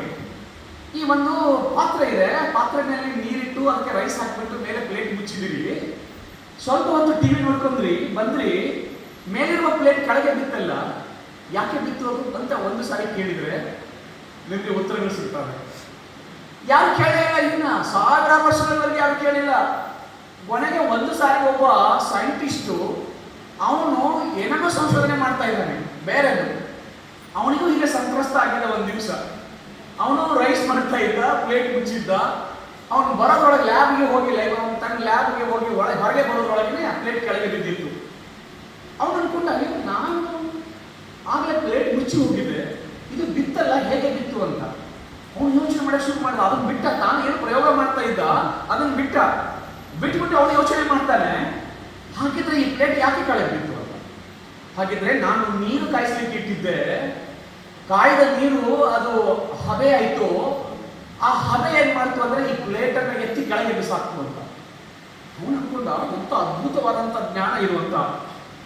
ಅವನು ಅನ್ಕೊಂಡ, ನಾನು ಒಂದು ಪಾತ್ರೆಯಲ್ಲಿ ಇಟ್ಟಿರುವಂತ ನೀರು, ಈ ನೀರಿಗೆ ಸ್ವಲ್ಪ ನಾನು ಕಾಯಿಸ್ತಾ ಇದ್ದೀನಿ, ಈ ಸ್ವಲ್ಪ ನೀರು ಕಾಯ್ದು ಹಬೆಯಾಗಿ ಒಂದು ಪ್ಲೇಟನ್ನೇ ಎತ್ತಿ ಬಿಸಾಕ್ತದೆ ಅನ್ನೋದಾದ್ರೆ, ನಾನು ದೊಡ್ಡ ಪ್ರಮಾಣದ ಪಾತ್ರೆಗಳಲ್ಲಿ ನೀರನ್ನು ಕಾಯಿಸಿ ಹಬೆಯನ್ನು ಉಂಟು ಮಾಡಿ ಅದನ್ನೇ ನಾನು ಟರ್ಬೈನ್ಗೆ ಕಳಿಸಿ ಟರ್ಬೈನ್ ತಿರುಗುವ ಹಾಗೆ ಮಾಡಿದ್ರೆ ಏನಾದರೂ ಮಾಡಲಿಕ್ಕೆ ಸಾಧ್ಯತೆ ಇದೆ ಅಂತ ಒಂದು ಸಾರಿ ಚಿಂತನೆ ಮಾಡಲಿಕ್ಕೆ ಶುರು ಮಾಡಿದವು. ಜಸ್ಸಿ ಯಾಕೆ ಮಾಡಿಲ್ಲ ಉಳಿದವರೆಲ್ಲ? ಯಾಕೆ, ಏನು, ಹೇಗೆ ಅನ್ನುವಂಥ ಪ್ರಶ್ನೆಗಳು ಮಕ್ಕಳಿಗೆ ಕೇಳಬೇಕು ಅಂತ ನಾವು ಇತ್ತೀಚೆಗೆ ಕಲಿಸೋದನ್ನು ಬಿಟ್ಟಿದ್ದೇವೆ. ಯಾಕೆ ಅಂತ ಕೇಳಿದ್ರೆ ವಿ ಹ್ಯಾವ್ ನೋ ಆನ್ಸರ್ಸ್. ಹೇಗೆ ಅಂತ ಕೇಳಿದ್ರೆ I have no answers for that. ನನಗೆ ಆ ಶಕ್ತಿ ಇಲ್ಲ. ಹೀಗಾಗಿ ನಾನು ಮಕ್ಕಳಿಗೆ ಏನು, ಏಕೆ, ಹೇಗೆ ಅಂತ ಕೇಳಬೇಕು ಅಂತ ಹೇಳಿ ಮಕ್ಕಳಿಗೆ ನಾನು ಪ್ರೇರೇಪಣೆ ಮಾಡ್ತಾ ಇಲ್ಲ. ಯಾಕೆ ಅಂದ್ರೆ ನನಗೆ ಆನ್ಸರ್ ಮಾಡದೇ ಇರುವಂತ 100 ಪ್ರಶ್ನೆಗಳಿದಾವೆ ಮಕ್ಕಳ ಮುಂದೆ. ನನಗೆ ಕೇಳಿದ್ದಾರೆ ಮಕ್ಕಳು, ನಾನು ಹೇಳಿಲ್ಲ ಎಷ್ಟೋ ಸಾರಿ. ಆದ್ರೆ ಆ ಮಕ್ಕಳು ನೋಡಿ, ಜಸ್ಟ್ ಥಾಮಸ್ ಸಾವೇರಿ ಅಂತ ಅವ್ರ ಹೆಸರು. ಒಬ್ಬ ಥಾಮಸ್ ಸಾವೇರಿ ಅನ್ನುವಂಥ ಸೈಂಟಿಸ್ಟು ಇದನ್ನ ಆಕಸ್ಮಿಕವಾಗಿ ಆವಿಷ್ಕಾರ ಮಾಡ್ತಾನೆ. ಇಷ್ಟು ನೀರು ಹಬೆಯಾಗಿ ಇದನ್ನ ಕಿತ್ತಿ ಬಿಸಾಕ್ತದೆ ಅನ್ನೋದಾದ್ರೆ, ನಾವು ಜಾಸ್ತಿ ಹಬೆಯನ್ನು ಉಂಟು ಮಾಡಿ ಏನು ಹಬೆ ಎಂಜಿನ್ ಅಂತ ಸ್ಟೀಮ್ ಎಂಜಿನ್ಸ್ ಟ್ರೈನ್ಗಳೇನು ರೆಡಿ ಆಯ್ತಲ್ಲ, ಟ್ರೈನ್ಗಳು ಮೊದಲು ಹಬೆ ಎಂಜಿನ್ ತುಂಬಾ ಸೌಂಡ್ ಮಾಡ್ಕೊಂಡು took book took book took ಅಂತ ಹೋಗ್ತಾ ಇದ್ದು, ಅಲ್ಲಿ ಅದು ತಿರುಗ್ತಾ ಇತ್ತು. ನೀವು ನೋಡಿದ್ರೆ ಎಂಜಿನ್ ನಲ್ಲಿ ಹೋಗ್ಬಿಟ್ರೆ ಆ ಮಷೀನ್ ಅದು ಗಾಳಿ ತಿರುಗೋದಕ್ಕೆ ಶುರು ಮಾಡಿಸಿದಂತ ಕೆಲಸ ಯಾವ್ದು ಮಾಡ್ತಿತ್ತು? ಅಲ್ಲಿ ಕಲ್ಲಿದ್ರು ತಗೊಂಡು ಆ ನೀರನ್ನು ಕಾಯಿಸ್ತಾ ಇದ್ರು. ಪ್ರತಿ ಸ್ಟೇಷನ್ ನಲ್ಲಿ ಬಂದು ನೀರು ಹಾಕಿಸ್ಕೊಳ್ತಾ ಇದ್ರು ಆ ರೈಲ್ವೆ ಬೋಗಿಗಳಿಗೆ. ಆ ನೀರನ್ನು ತೆಗೆದುಕೊಂಡು ಅಲ್ಲಿರುವಂತ ಕಲ್ಲಿದ್ದಲನ್ನು ತಗೊಂಡು ಅದನ್ನ ನೀರು ಕಾಯಿಸೋದಕ್ಕೆ ಬಳಸ್ತಾ ಇದ್ರು. ಆ ಹಬೆಯಿಂದ ನಮ್ಮ ಸ್ಟೀಮ್ ಎಂಜಿನ್ ವರ್ಕ್ ಮಾಡ್ತಾ ಇತ್ತು ಅಂತ ಹೇಳೋದಾದ್ರೆ, ಈ ಮಕ್ಕಳಿಗೆ ಇದನ್ನ ಕನ್ಸೆಪ್ಟ್ ಕೊಡೋದು ಯಾವಾಗ? ಸುಮ್ಮನೆ ನಾನೊಬ್ಬ ಸೈನ್ಸ್ ಟೀಚರ್ ಆಗಿರ್ತಲ್ಲ, ನಾನು ಆರ್ಟ್ಸ್ ಬಗ್ಗೆ ಹೇಳಬಲ್ಲೆ. ಇದನ್ನ ಸುಮ್ಮನೆ ನಿಮಗೆ ಸಹಜವಾಗಿ ಯಾರಿಗೆ ಬೇಕಾದ್ರೂ ಇದು ಆಸಕ್ತಿಯನ್ನು ಮೂಡಿಸ್ತದೆ ಅಂತ ಒಂದು. ಹಾಗಿದ್ರೆ ಸ್ಟೀಮ್ ಎಂಜಿನ್ ಬಗ್ಗೆ ಹೇಗೆ ಕಲ್ಪನೆ ಕೊಡ್ಬೋದು ಮಕ್ಕಳಿಗೆ? ಅವರಿಗೆ ನಾವು ಹೇಳಿದ್ರೆ, ಹೌದಲ್ಲ, ಇದಕ್ಕೆ ಶಕ್ತಿ ಇದೆ ಹಬೆಗೆ ಅಂತ ಹೇಗೆ ತೋರಿಸೋದು ಅವರಿಗೆ?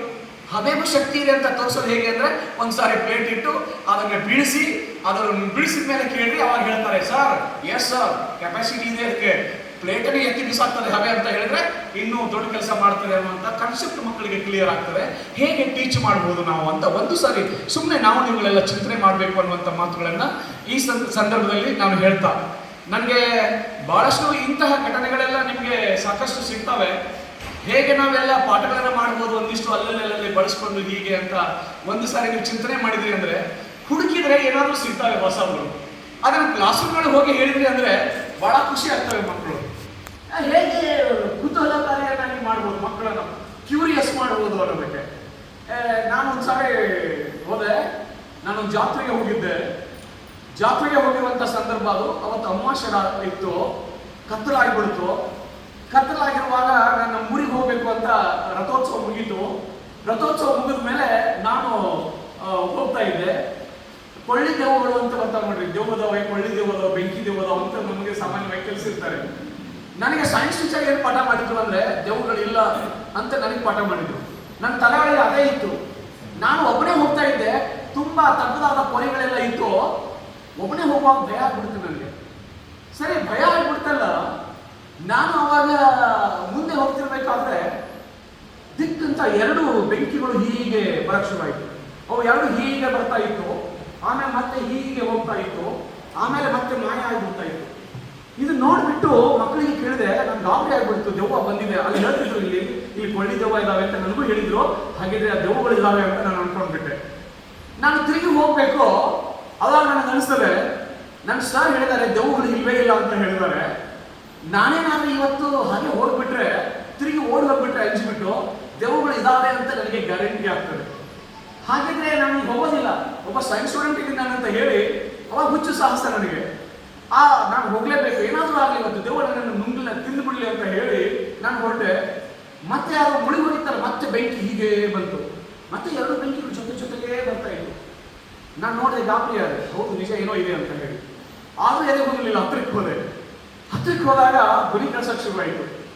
ಏನಾಗಿತ್ತು ಅಂದ್ರೆ, ಅಮಾವಾಸ್ಯೆ ರಾತ್ರಿ ಇಬ್ರು ನಾಟಕ ಮಾಡಕ್ ಬರ್ತಾ ಇದ್ರು ನಮ್ಮ ಊರಿನವರು. ಬಾಯಲ್ಲಿ ಬೀಡಿ ಇಟ್ಕೊಂಡಿದ್ರು ಅವರು. ಹೀಗೆ ಎರಡು ಬಾಯಲ್ಲಿ ಬೀಡಿ ಇಟ್ಕೊಂಡಿದ್ದಾರೆ. ಆ ಬೀಡಿ ಮಾತ್ರ ಕಾಣಿಸ್ತಾರೆ, ವ್ಯಕ್ತಿಗಳು ಕಾಣಿಸ್ತಾ ಇಲ್ಲ. ಹಾಗಿದ್ರೆ ಬೆಂಕಿ ದೇವ್ ಬರ್ತಾ ಇದೆ ಅಂತ ನಾನು ಅನ್ಕೊಂಡೆ. ನನ್ನ ಅಕಸ್ಮಾತ್ ನಾನು ಓಡಿ ಹೋಗಿದ್ದಿದ್ರೆ ದೇವ್ ಇದೆ ಅಂತ ನನಗೆ ಗ್ಯಾರಂಟಿ ಆಗ್ತಾ ಇತ್ತು. ನಾನು ಹೊರಟೆ, ಎದೆ ಮುಂದೆ ನಂಗೆ ಗೊತ್ತಾಯಿತು, ಅಲ್ಲ ಅದು ಭ್ರಮೆ ಇದೆ ನನ್ನೊಳಗೆ ಒಂದು ಭ್ರಮೆ ಇರ್ತದೆ, ಅದು ದೆವ್ವೇ ಆಗಿರ್ಬೋದು ಅಂತ ಇರ್ತದೆ. ಹೇಗೆ ಕ್ಯೂರಿಯಸ್ ಮಾಡ್ಬೋದು ಮಕ್ಕಳೆಲ್ಲ, ವಾಸ ಇಷ್ಟನ ಅಂತ ನಂಬಿಬಿಟ್ರೆ ಆಮೇಲೆ ಅಲ್ಲ, ಅದು ಹಾಗೆ ಹೇಗೆ ಒಂದು ಘಟನೆಯನ್ನ ಕ್ಯೂರಿಯಸ್ ಆಗಿ ಮಕ್ಕಳಿಗೆ ಮುಟ್ಟಿಸೋ ಕೆಲಸವನ್ನ ನಾವು ಮಾಡ್ಲಿಕ್ಕೆ ಸಾಧ್ಯತೆ ಇದೆ ಅನ್ನುವಂಥ ಒಂದಷ್ಟು ಚಿಂತನೆಗಳನ್ನ ನಾವು ಮಕ್ಕಳ ಜೊತೆಗೆಲ್ಲ ಹಂಚ್ಕೋಬೇಕು ಅನ್ನುವಂಥದ್ದನ್ನ ಒಂದಿಟ್ಕೊಂಡು ನೀವೆಲ್ಲರೂ ಪಾಠ ಇವಾಗ ಬಯಾನ್ಸಿ ಇಲ್ವಾ ಸರ್? ಈಗ ಪ್ಲಾವನ ಬಲ ಅಂತ ಬರ್ತದಲ್ಲ, ಗೊತ್ತಾ? ನೀವೆಲ್ಲ ಸ್ಟಡಿ ಮಾಡಿದ್ರಿ. ಏನು ಅಂದ್ರೆ, ನೀರಿಗೆ ಮೇಲ್ಮುಖ ಒತ್ತಡ ಇದೆ ಅಂತ ನಾವು ಕಲಿಸ್ತೇವೆ ಅಲ್ವಾ? ಈ ವಸ್ತುಗಳೆಲ್ಲ ನೀರಿನ ಮೇಲೆ ಯಾಕೆ ತೇಲ್ತವೆ? ನೀರಿಗೆ ಒಂದು ಮೇಲ್ಮುಖ ಒತ್ತಡ ಇದೆ, ಅದಕ್ಕೆ ತೇಲ್ತವೆ. ತೇಲುವಿಕೆ ತತ್ವ, ಆರ್ಕಿಮಿಡಿಸ್ ತತ್ವ ಅಂತ ನಾವೆಲ್ಲ ಸ್ಟಡಿ ಮಾಡಿದೀವಿ, ಸರಿನಾ? ಸರಿ, ಒಂದ್ಸಾರಿ ನನ್ನ ಮಗ ಬಾತ್ರೂಮ್ ಒಳಗೆ ನಿಂತ್ಕೊಂಡಿದ್ದ. ಬಕೆಟ್ ಎಲ್ಲ ತುಂಬಿತ್ತು.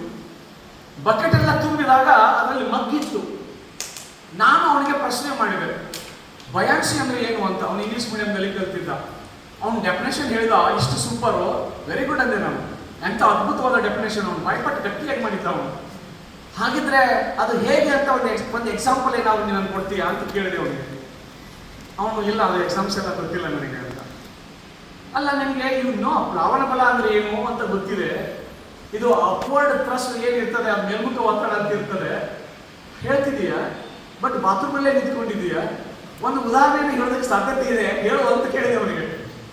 ಆಗ ಅವನು ಹೇಳ್ತಾನೆ, ಇಲ್ಲ ಗೊತ್ತಿಲ್ಲ ಅಂದ. ನಾನಂದೆ, ಹಾಗಿದ್ರೆ ಈ ಮಗ್ಗಿದೆಯಲ್ಲ, ಅದನ್ನ ಮಕೆಟ್ ತುಂಬಿದೆಯಲ್ಲ, ಅದ್ರಲ್ಲಿ ಒತ್ತು ಅಂದ್ರೆ ಅದು ಸೀದಾ ಕೆಳಕ್ಕೆ ಹೋಯ್ತಾ, ಅಥವಾ ತುಂಬಾ ಸ್ವಲ್ಪ ನಿಮ್ಗೆ ಏನಾದರೂ ಅದನ್ನ ಒತ್ತುವಾಗ ನಿಮ್ಗೆ ಅಪ್ಪೋಡಿ ಯಾವುದೋ ಒಂದು ಬಲ ಬರ್ತಾ ಇದೆ ಅಂತ ಅನಿಸ್ತಾ? ಎಸ್, ನಾನು ಮುಳುಗಿಸಿದ ತಕ್ಷಣ ಮುಳುಗಲಿಲ್ಲ, ಅದು ಸ್ವಲ್ಪ ನನಗೆ ಪ್ರತಿರೋಧ ಮಾಡ್ತು, ಆಮೇಲೆ ಜೋರಾಗಿ ಮುಳುಗಿಸಿದೆ, ಅವಾಗ ಮುಳುಗಿತು ಅದು ಅಂತ. ಅಲ್ರಿ, ನಾವು ಮಕ್ಕಳಿಗೆ ಪ್ಲಾವನ ಬಲದ ಬಗ್ಗೆ ಪಾಠ ಮಾಡ್ತಾ ಇದ್ದೇವೆ, ಬಯಾನ್ಸಿ ಬಗ್ಗೆ ಪಾಠ ಮಾಡ್ತಾ ಇದ್ದೇವೆ, ಆರ್ಕಿಮಿಡಿಸ್ ಪ್ರಿನ್ಸಿಪಲ್ ಬಗ್ಗೆ ಪಾಠ ಮಾಡ್ತಾ ಇದ್ದೀವಿ. ಹಾಗಿದ್ರೆ ಆ ಮಗುವಿಗೆ ಬಾತ್ರೂಮ್ ನಲ್ಲಿ ಇದ್ದಾಗಲೂ ಕೂಡ ಅವನಿಗೆ ಬಯಾನ್ಸಿ ನೆನಪೇ ಆಗೋದಿಲ್ಲ ಅಂತ ಹೇಳಿದ್ರೆ, ಆ ಕಾನ್ಸೆಪ್ಟ್ ಕ್ಲಿಯರ್ ಆಗದೆ ಹೋದ್ರೆ ಈ ದೇಶದೊಳಗೆ ನೊಬೆಲ್ ಪ್ರೈಸ್ ವಿನ್ನರ್ಸ್ಗಳು ಯಾಕೆ ಕಡಿಮೆ ಇದ್ದಾರೆ? ಎಷ್ಟು ಜನ ಭಾರತದ ಕೇವಲ ಸಿ ವಿ ರಾಮನ್ ಅವರು ಒಬ್ಬರು ಸೈಂಟಿಸ್ಟ್ ಮಾತ್ರ ಈ ದೇಶದಲ್ಲಿ ಇದ್ದುಕೊಂಡೇ ನೊಬೆಲ್ ಪ್ರೈಸ್ ಪಡ್ಕೊಂಡಂತವರು.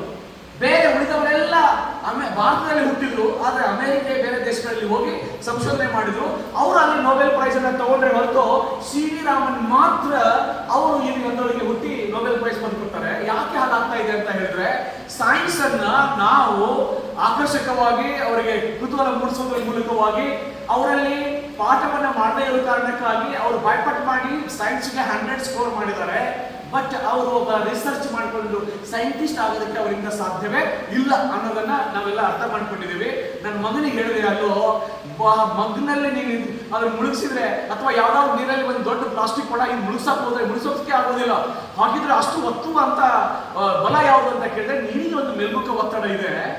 ನಿನ್ನ ಈ ವಸ್ತು ಇದೆಯಲ್ಲ, ವಸ್ತುವಿನ ತೂಕ ನಿನ್ನನ್ನು ಒತ್ತಾ ಇದೆಯಲ್ಲ, ಅದರ ಒತ್ತಡಕ್ಕೆ ಸಮ ಇದ್ರೆ ಅದು ಏನಾಗುತ್ತೆ, ತೇಲ್ತದೆ. ಅಥವಾ ಆ ನೀರಿನ ಒತ್ತಡಕ್ಕಿಂತ ಅದು ಹೆಚ್ಚಿತ್ತಪ್ಪ ಅಂದ್ರೆ, ತೂಕ ಹೆಚ್ಚಿತ್ತಂದ್ರೆ ಅದು ತೇಲ್ತದೆ. ಆದ್ರೆ ನೀರಿನ ಒತ್ತಡವೇ ಹೆಚ್ಚಿತ್ತು ಅಂದ್ರೆ ಆ ವಸ್ತು ನೀರಿನಲ್ಲಿ ಮುಳುಗಿಬಿಡ್ತದೆ. ಇದು ನಿಮಗೆಲ್ಲ ವೆರಿ ವೆಲ್. ಆರ್ಕಿಮಿಡಿಸ್ಗೆ ಒಂದು ರಾಜ ಟಾಸ್ಕ್ ಕೊಟ್ಟ, ಇಲ್ಲೊಂದು ಅಕ್ಕಸಾಲಿಗಿನ ಕಡೆಗೆ ಕಿರೀಟ ಮಾಡಿಸಿದ್ದೀವಿ, ಬಂಗಾರದ ಕಿರೀಟ ಅಂತ ಹೇಳಿದ ರಾಜ. ಇಟ್ಸ್ ತುಂಬಾ ಅದ್ಭುತವಾದ ಎಕ್ಸಾಂಪಲ್ ಇದು. ಅವನಿಗೆ ಇದರಲ್ಲಿ ಡೌಟ್ ಬಂತು ರಾಜನಿಗೆ, ಇದರಲ್ಲಿ ಟಂಕ ಬೇರೆ ಏನೋ ಮಿಕ್ಸ್ ಮಾಡಿದ್ದಾನೆ ಬಂಗಾರದಲ್ಲಿ ಅಂತ ಅವರಿಗೆ ಡೌಟ್ ಬಂತು. ರಾಜ ಆರ್ಕಿಮಿಡಿಸ್ನ ಕರೆದ, ನನಗೆ ಡೌಟ್ ಬಂದಿದೆ, ಈ ಚಿನ್ನದ ನನ್ನ ಚಿನ್ನ ಕೊಟ್ಟಿದೆ, ಈ ಕಿರೀಟ ಮಾಡ್ಕೊಂಡು ಬಂದಿದ್ದಾನೆ, ಬಟ್ ಅವನೇನೋ ಮಿಕ್ಸ್ ಮಾಡಿದ್ದಾನೆ ಇದರಲ್ಲಿ, ಅದು ನನಗೆ ಗೊತ್ತಾಗಬೇಕು ಅಂತ ಹೇಳಿ. ನೀವೆಲ್ಲ ಮಕ್ಕಳಿಗೆ ಹೇಳುವಾಗ ಇಷ್ಟು ಖುಷಿ ಆಗ್ತದೆ ಇದು. ಅವನು ಟಾಸ್ಕ್ ಕೊಟ್ಟ ಆರ್ಕಿಮಿಡಿಸ್ಗೆ. ವ್ಯಕ್ತಿ ಬಂದ ದಿನಾಲು ಅದೇ ಗುಂಗಲ್ಲಿದ್ದ, ಹೊಳೆಯಿಲ್ಲ ಅವನಿಗೆ ಇದು ಎಷ್ಟು ಮಿಕ್ಸ್ ಆಗಿದೆ ಅಂತ ಹೇಗೆ ಕಂಡುಹಿಡಿಯೋದು ಅಂತ ಹೇಳಿ. ಅದೇ ಗುಂಗಲ್ಲೇ ಇರ್ಬೇಕಾದ್ರೆ ಒಂದ್ ದಿವಸ ಬಂದು ಟಬ್ಬಲ್ಲಿ ನೀರೆಲ್ಲ ಇತ್ತು, ಬಂದು ಟಬ್ನಲ್ಲಿ ಮುಳುಗಿದಾಗ ಟಬ್ನೊಳಗಿನ ನೀರೆಲ್ಲ ಕೆಳಗೆ ಚೆಲ್ತು. ಆ ಕ್ಷಣಕ್ಕೆ ಎದ್ಬಿಟ್ಟು ಅವನು Archimedes Eureka Eureka Eureka I Discover ನಾನು ಕಂಡು ಹಿಡಿದೆ ಅಂತ ಹೇಳಿ ಮೈ ಮೇಲೆ ಬಟ್ಟೆ ಇದೆ ಇಲ್ಲ ಅನ್ನೋ ಕಲ್ಪನೆ ಇಲ್ಲದೇನೆ ಓಡೋದಕ್ಕೆ ಶುರು ಮಾಡ್ತಾನೆ ಆರ್ಕಿಮಿಡೀಸ್. ಯಾಕೆ ಅಂದ್ರೆ ಸತ್ಯ ಒಂದು ಅವನಿಗೆ ಅರಿವಾಗಿದೆ. ಎಂತ ಅದ್ಭುತವಾದ ಸತ್ಯ ಅರಿವಾಗಿತ್ತು ಅಂದ್ರೆ ತೇಲುವಿಕೆ ತತ್ವ ಅಲ್ಲಿ ಅವರಿಗೆ ಸಿಗ್ತದೆ. ಆ ತೇಲುವಿಕೆ ತತ್ವದ ಆಧಾರದ ಮೇಲೆ ಅವರಲ್ಲಿ ನೀರು ತಗೋತಾರೆ. ಆ ಮೊದಲು ಚಿನ್ನದ ಕಿರೀಟವನ್ನ ತೂಕ ಮಾಡ್ತಾರೆ, ಆಮೇಲೆ ಅದನ್ನ ನೀರಿನೊಳಗೆ ಬಿಡ್ತಾರೆ. ಅಲ್ಲಿ ಹೊರಗೆ ಚೆಲ್ಲಿದ ನೀರು ಎಷ್ಟಿದೆ ಅಂತ ಅದನ್ನು ತೂಕ ಮಾಡ್ತಾರೆ. ಅದನ್ನು ಇದನ್ನು ತೂಕ ಮಾಡಿದಾಗ ವ್ಯತ್ಯಾಸ ಬರ್ತದೆ. ಅವಾಗ ಹೇಳ್ತಾರೆ ಇಷ್ಟು ಮಿಶ್ರಣ ಮಾಡಿದ್ದಾನೆ ಅಂತ ಹೇಳಿ ಆತ ಹೋಗಿ ರಾಜನಿಗೆ ಕೊಡ್ತಾರೆ ಅನ್ನುವಂಥ ಕನ್ಸೆಪ್ಟ್ ಅನ್ನ ನಾವು ಹೇಳುವಾಗ ಮಕ್ಕಳು ಒಂದಿಷ್ಟು ಖುಷಿಯಾಗಿ ಪಾಲ್ಗೊಳ್ತಾರೆ. ಲೈಕ್ ದಿಸ್ ಏನಾದರೂ ಟೀಚಿಂಗ್ ಮಾಡುವಾಗ ಒಂದಿಷ್ಟು ಹೀಗೆ ಏನಾದರೂ ಚಿಂತನೆ ಮಾಡೋಣ ಅಂತ. ದಿನಕ್ಕೆ ಒಂದು ಸಾಕು, ವಾರಕ್ಕೆ ಒಂದು ಸಾಕು, ಏನು ಎವ್ರಿ ಡೇ ನಾವು ಇದನ್ನ ಮಾಡಕ್ ಆಗೋದಿಲ್ಲ ಅನ್ನುವಂಥ ಮಾತುಗಳನ್ನ ಈ ಸಂದರ್ಭದಲ್ಲಿ ಹೇಳ್ತಾ ಬಹಳ ಖುಷಿ ಆಗಿದೆ. ಬಹಳಷ್ಟು ಏನೇನಾದರೂ ಹೇಳಬೇಕು ಅಂತ ಅನಿಸ್ತಾ ಇದೆ. ನನ್ನ ಸಮಯನೂ ಕೂಡ ನಿರ್ಬಂಧಿಸ್ತದೆ ಇಲ್ಲಿ ಅನ್ನುವಂಥ ಮಾತುಗಳನ್ನ ಈ ಸಂದರ್ಭದಲ್ಲಿ ಹೇಳ್ತಾ ಬಹಳ ಖುಷಿಯಾಗಿ ನೀವೆಲ್ಲ ಕನ್ನಡ ಟೀಚರ್ಸ್ ಇದ್ದೀರಿ ಅಲ್ವಾ? ಕನ್ನಡ ಟೀಚರ್ಸು, ಒಬ್ಬ ಸೈನ್ಸ್ ಟೀಚರ್ ಯಾಕೆ ಕನ್ನಡ ಕಲಿಬಾರ್ದು? ಯಾಕೆ ವಚನಗಳನ್ನು ಕಲಿಬಾರ್ದು? ಯಾಕೆ ಈ ದೇಶದೊಳಗೆ ಹುಟ್ಟಿದ ಮೇಲೆ ಈ ನೆಲದಲ್ಲಿ ಹುಟ್ಟಿದೀವಿ ಬಸವಣ್ಣ ಯಾಕೆ ನಮಗೆ ಪರಿಚಯ ಆಗಬಾರ್ದು ಅಂತ ಒಂದ್ಸಲ ಚಿಂತನೆ ಮಾಡ್ಕೊಂಡ್ರಿ ಅಂದ್ರೆ ನೀವು ಒಂದು ಸಾರಿ ವೈದ್ಯ ಸಂಗಣ್ಣನ ವಚನಗಳನ್ನ ಓದಿ. ವೈದ್ಯ ಸಂಗಣ್ಣ ಅಂತ ಬರ್ತಾನೆ ಸೈನ್ಸ್ ಟೀಚರ್, ವಚನಕಾರ. ಅವ ವಚನದಲ್ಲಿ ಬರೀತಾನೆ, ಫಸ್ಟ್ ಮಗು ಹೊಟ್ಟೆಯೊಳಗೆ ತಾಯಿಯ ಹೊಟ್ಟೆಯೊಳಗೆ ಅದು ಹೇಗಿರ್ತದೆ, 1 ತಿಂಗಳಿಗೆ ಹೇಗಾಗ್ತದೆ, 2 ತಿಂಗಳಿಗೆ ಹೇಗಾಗ್ತದೆ, 3 ತಿಂಗಳಿಗೆ ಹೇಗಾಗ್ತದೆ, ಇದು ಎಲ್ಲವನ್ನ ವಚನದ ಸಾಲುಗಳಲ್ಲಿ ತುಂಬಾ ಚಂದ ಆತ ಬಿಡಿಸಿದ್ದಾನೆ. ಬಾಯ್ಪಾಟ್ ಮಾಡುವಂದ್ರೆ ಮಕ್ಕಳು ಅದನ್ನ ಕಷ್ಟ ಆಗ್ತದೆ, ಆದ್ರೆ ವಚನವನ್ನ ಬಾಯ್ಪಾಟ್ ಮಾಡುವಂದ್ರೆ ವಚನ ಬಾಯ್ಪಾಟ್ ಮಾಡ್ತಾರೆ. ಅದನ್ನ ಹೇಗೆ ಮಾಡ್ಬೋದು ಅಂತ ಒಂದ್ಸಾರಿ ಯೋಚನೆ ಮಾಡಿ. ನೆಕ್ಸ್ಟ್ ಇನ್ನೊಂದು, ಈ ಲಿಂಗದ ಬಗ್ಗೆ ಮಾತನಾಡುವಾಗ ಬಸವಣ್ಣವರು ದೇವರ ಬಗ್ಗೆ ಮಾತನಾಡುವಾಗ ದೇವರಂದ್ರೆ ಯಾರು? ಇಲ್ಲೆಲ್ಲ ಕಣ್ಣಿಗೆ ಕಾಣಿಸ್ತಾ ಇದೆಯಲ್ಲ, ಎಲ್ಲವೂ ದೇವರ, ಈ ದೇವಸ್ಥಾನಗಳಲ್ಲಿರುವ ಗುಡಿಗಳಲ್ಲಿರುವಂಥವ್ರು ಎಲ್ಲರೂ ದೇವರ, ಏನು ಹೇಗೆ ಹೀಗೆಲ್ಲ ಚಿಂತನೆ ಮಾಡ್ತೀವಿ. ಆದರೆ ಬಸವಣ್ಣವರು ಅಥವಾ ತುಂಬಾ ತಿಳಿದವರು ಅದಕ್ಕೆ ಒಂದು ಚಿಂತನೆ ಕೊಟ್ಟಿದ್ದಾರೆ. ಏನು? ಜಗದಗಲ ಮುಗಿಲಗಲ ಮಿಗೆಯಗಲ ನಿಮ್ಮಗಲ, ಪಾತಾಳದಿಂದ ತತ್ತ ನಿಮ್ಮ ಶ್ರೀಚರಣ, ಬ್ರಹ್ಮಾಂಡದಿಂದ ತತ್ತ ನಿಮ್ಮ ಶ್ರೀಮುಕುಟ, ಅಗಮ್ಯ ಅಗೋಚರ ಅಪ್ರಮಾಣ ಅಪ್ರತಿಮ ಲಿಂಗವೇ ಎನ್ನ ಕರಸ್ಥಳಕ್ಕೆ ಬಂದು ಚುಳುಕಾದಿರಯ್ಯ ಅಂತ ಒಂದು ವಚನ ಇದೆ, ನೀವು ನೋಡಿದ್ರಿ.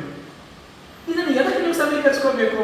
ಈ ಸೈನ್ಸ್ ಟೀಚರ್ ಜಸ್ಸಿ ಈ ಸೌರ ಯುಗದ ಬಗ್ಗೆ ಪಾಠ ಮಾಡ್ತಾ ಇದ್ದೇವೆ, ಯೂನಿವರ್ಸ್ ಬಗ್ಗೆ ಪಾಠ ಮಾಡ್ತಾ ಇದ್ದೀವಿ. ಯೂನಿವರ್ಸ್ ಅಲ್ಲಿ ಒಬ್ಬ ಸೂರ್ಯ ಇದ್ದಾನೆ,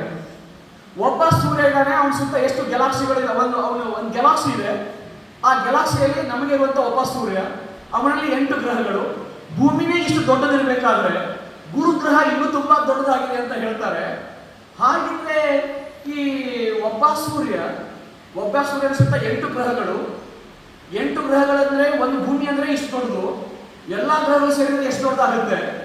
ನಮ್ಮ ಸೂರ್ಯ ಇರುವ ಮಿಲ್ಕಿ ಇದೊಳಗೆ ಗ್ಯಾಲಾಕ್ಸಿ ಒಳಗೆ ಒಬ್ಬ ಸೂರ್ಯನ ಇಷ್ಟು ದೊಡ್ಡದಾದ್ರೆ ಎಷ್ಟು ಗ್ಯಾಲಾಕ್ಸಿಗಳಿದ್ದಾವೆ, ಎಷ್ಟು ಸೂರ್ಯಗಳಿದ್ದಾರೆ? ಒಂದು ಪ್ರಶ್ನೆ ಮಾಡ್ಕೋಬೇಕು ನೀವು. ಯಾಕೆ ನಾವು ಆ ಸೌರಯುಗದ ಕಲ್ಪನೆಯನ್ನ ಮಕ್ಕಳಿಗೆ ಮೂಡಿಸ್ಬೇಕಾದ್ರೆ ಅವರಿಗೆ ಹೇಳಬೇಕು, ಒಬ್ಬ ಸೂರ್ಯ 8 ಗ್ರಹಗಳು. ಸೂರ್ಯನೇ ಈ ಭೂಮಿಯನ್ನೇ ನೀವು ಎಷ್ಟು ಪಟ್ಟು ಅದನ್ನು ತಗೊಂಡು ಹೋಗಿ ಸೂರ್ಯನ ಹೊಟ್ಟೆ ಒಳಗೆ ಇಟ್ಟರು ಕೂಡ ಸೂರ್ಯ ಆತ ಇಷ್ಟು ಭೂಮಿಗಳನ್ನ, ಸುಮಾರು ಎಷ್ಟು ಭೂಮಿಗಳನ್ನು ಹೇಳ್ತಾರೆ, 109ಕ್ಕಿಂತ ಹೆಚ್ಚು ಭೂಮಿಗಳನ್ನು ಹೋಗಿ ಆ ಸೂರ್ಯ ಇಷ್ಟು ಕಾಣಿಸ್ತಾ ಇದ್ದಾನಲ್ಲ, ಅವನು ಒಳಗೆ ತುರುಕಿದ್ರೆ ಅದು ಸೂರ್ಯ ಇನ್ನೂ ಖಾಲಿ ಉಳಿತಾನಂತೆ, ಅಷ್ಟು ದೊಡ್ಡದಾಗಿದ್ದಾನೆ ಸೂರ್ಯ. ಒಬ್ಬ ಸೂರ್ಯ ಅವನ ಗ್ರಹಗಳೇ ಇಷ್ಟು ದೊಡ್ಡದಿರ್ಬೇಕಾದ್ರೆ ಒಂದು ಸೌರವ್ಯೂಹ ಇದು, ಒಂದು ಸೂರ್ಯ, ಒಂದು ಗ್ಯಾಲಾಕ್ಸಿ ಒಳಗೆ ಒಬ್ಬ ಸೂರ್ಯ ಇವನು. ಎಷ್ಟು ಸೂರ್ಯಗಳಿದ್ದಾರೆ ಅಂತ ಕೇಳಿದ್ರೆ ಕೋಟಿ ಸೂರ್ಯರಿದ್ದಾರೆ ಒಂದು ಗ್ಯಾಲಾಕ್ಸಿ ಒಳಗೆ. ಎಷ್ಟು ಗ್ಯಾಲಾಕ್ಸಿಗಳಿದಾವೆ ಅಂತ ಕೇಳಿದ್ರೆ ಕೋಟಿ ಗ್ಯಾಲಾಕ್ಸಿಗಳಿದಾವೆ ಬ್ರಹ್ಮಾಂಡದೊಳಗೆ.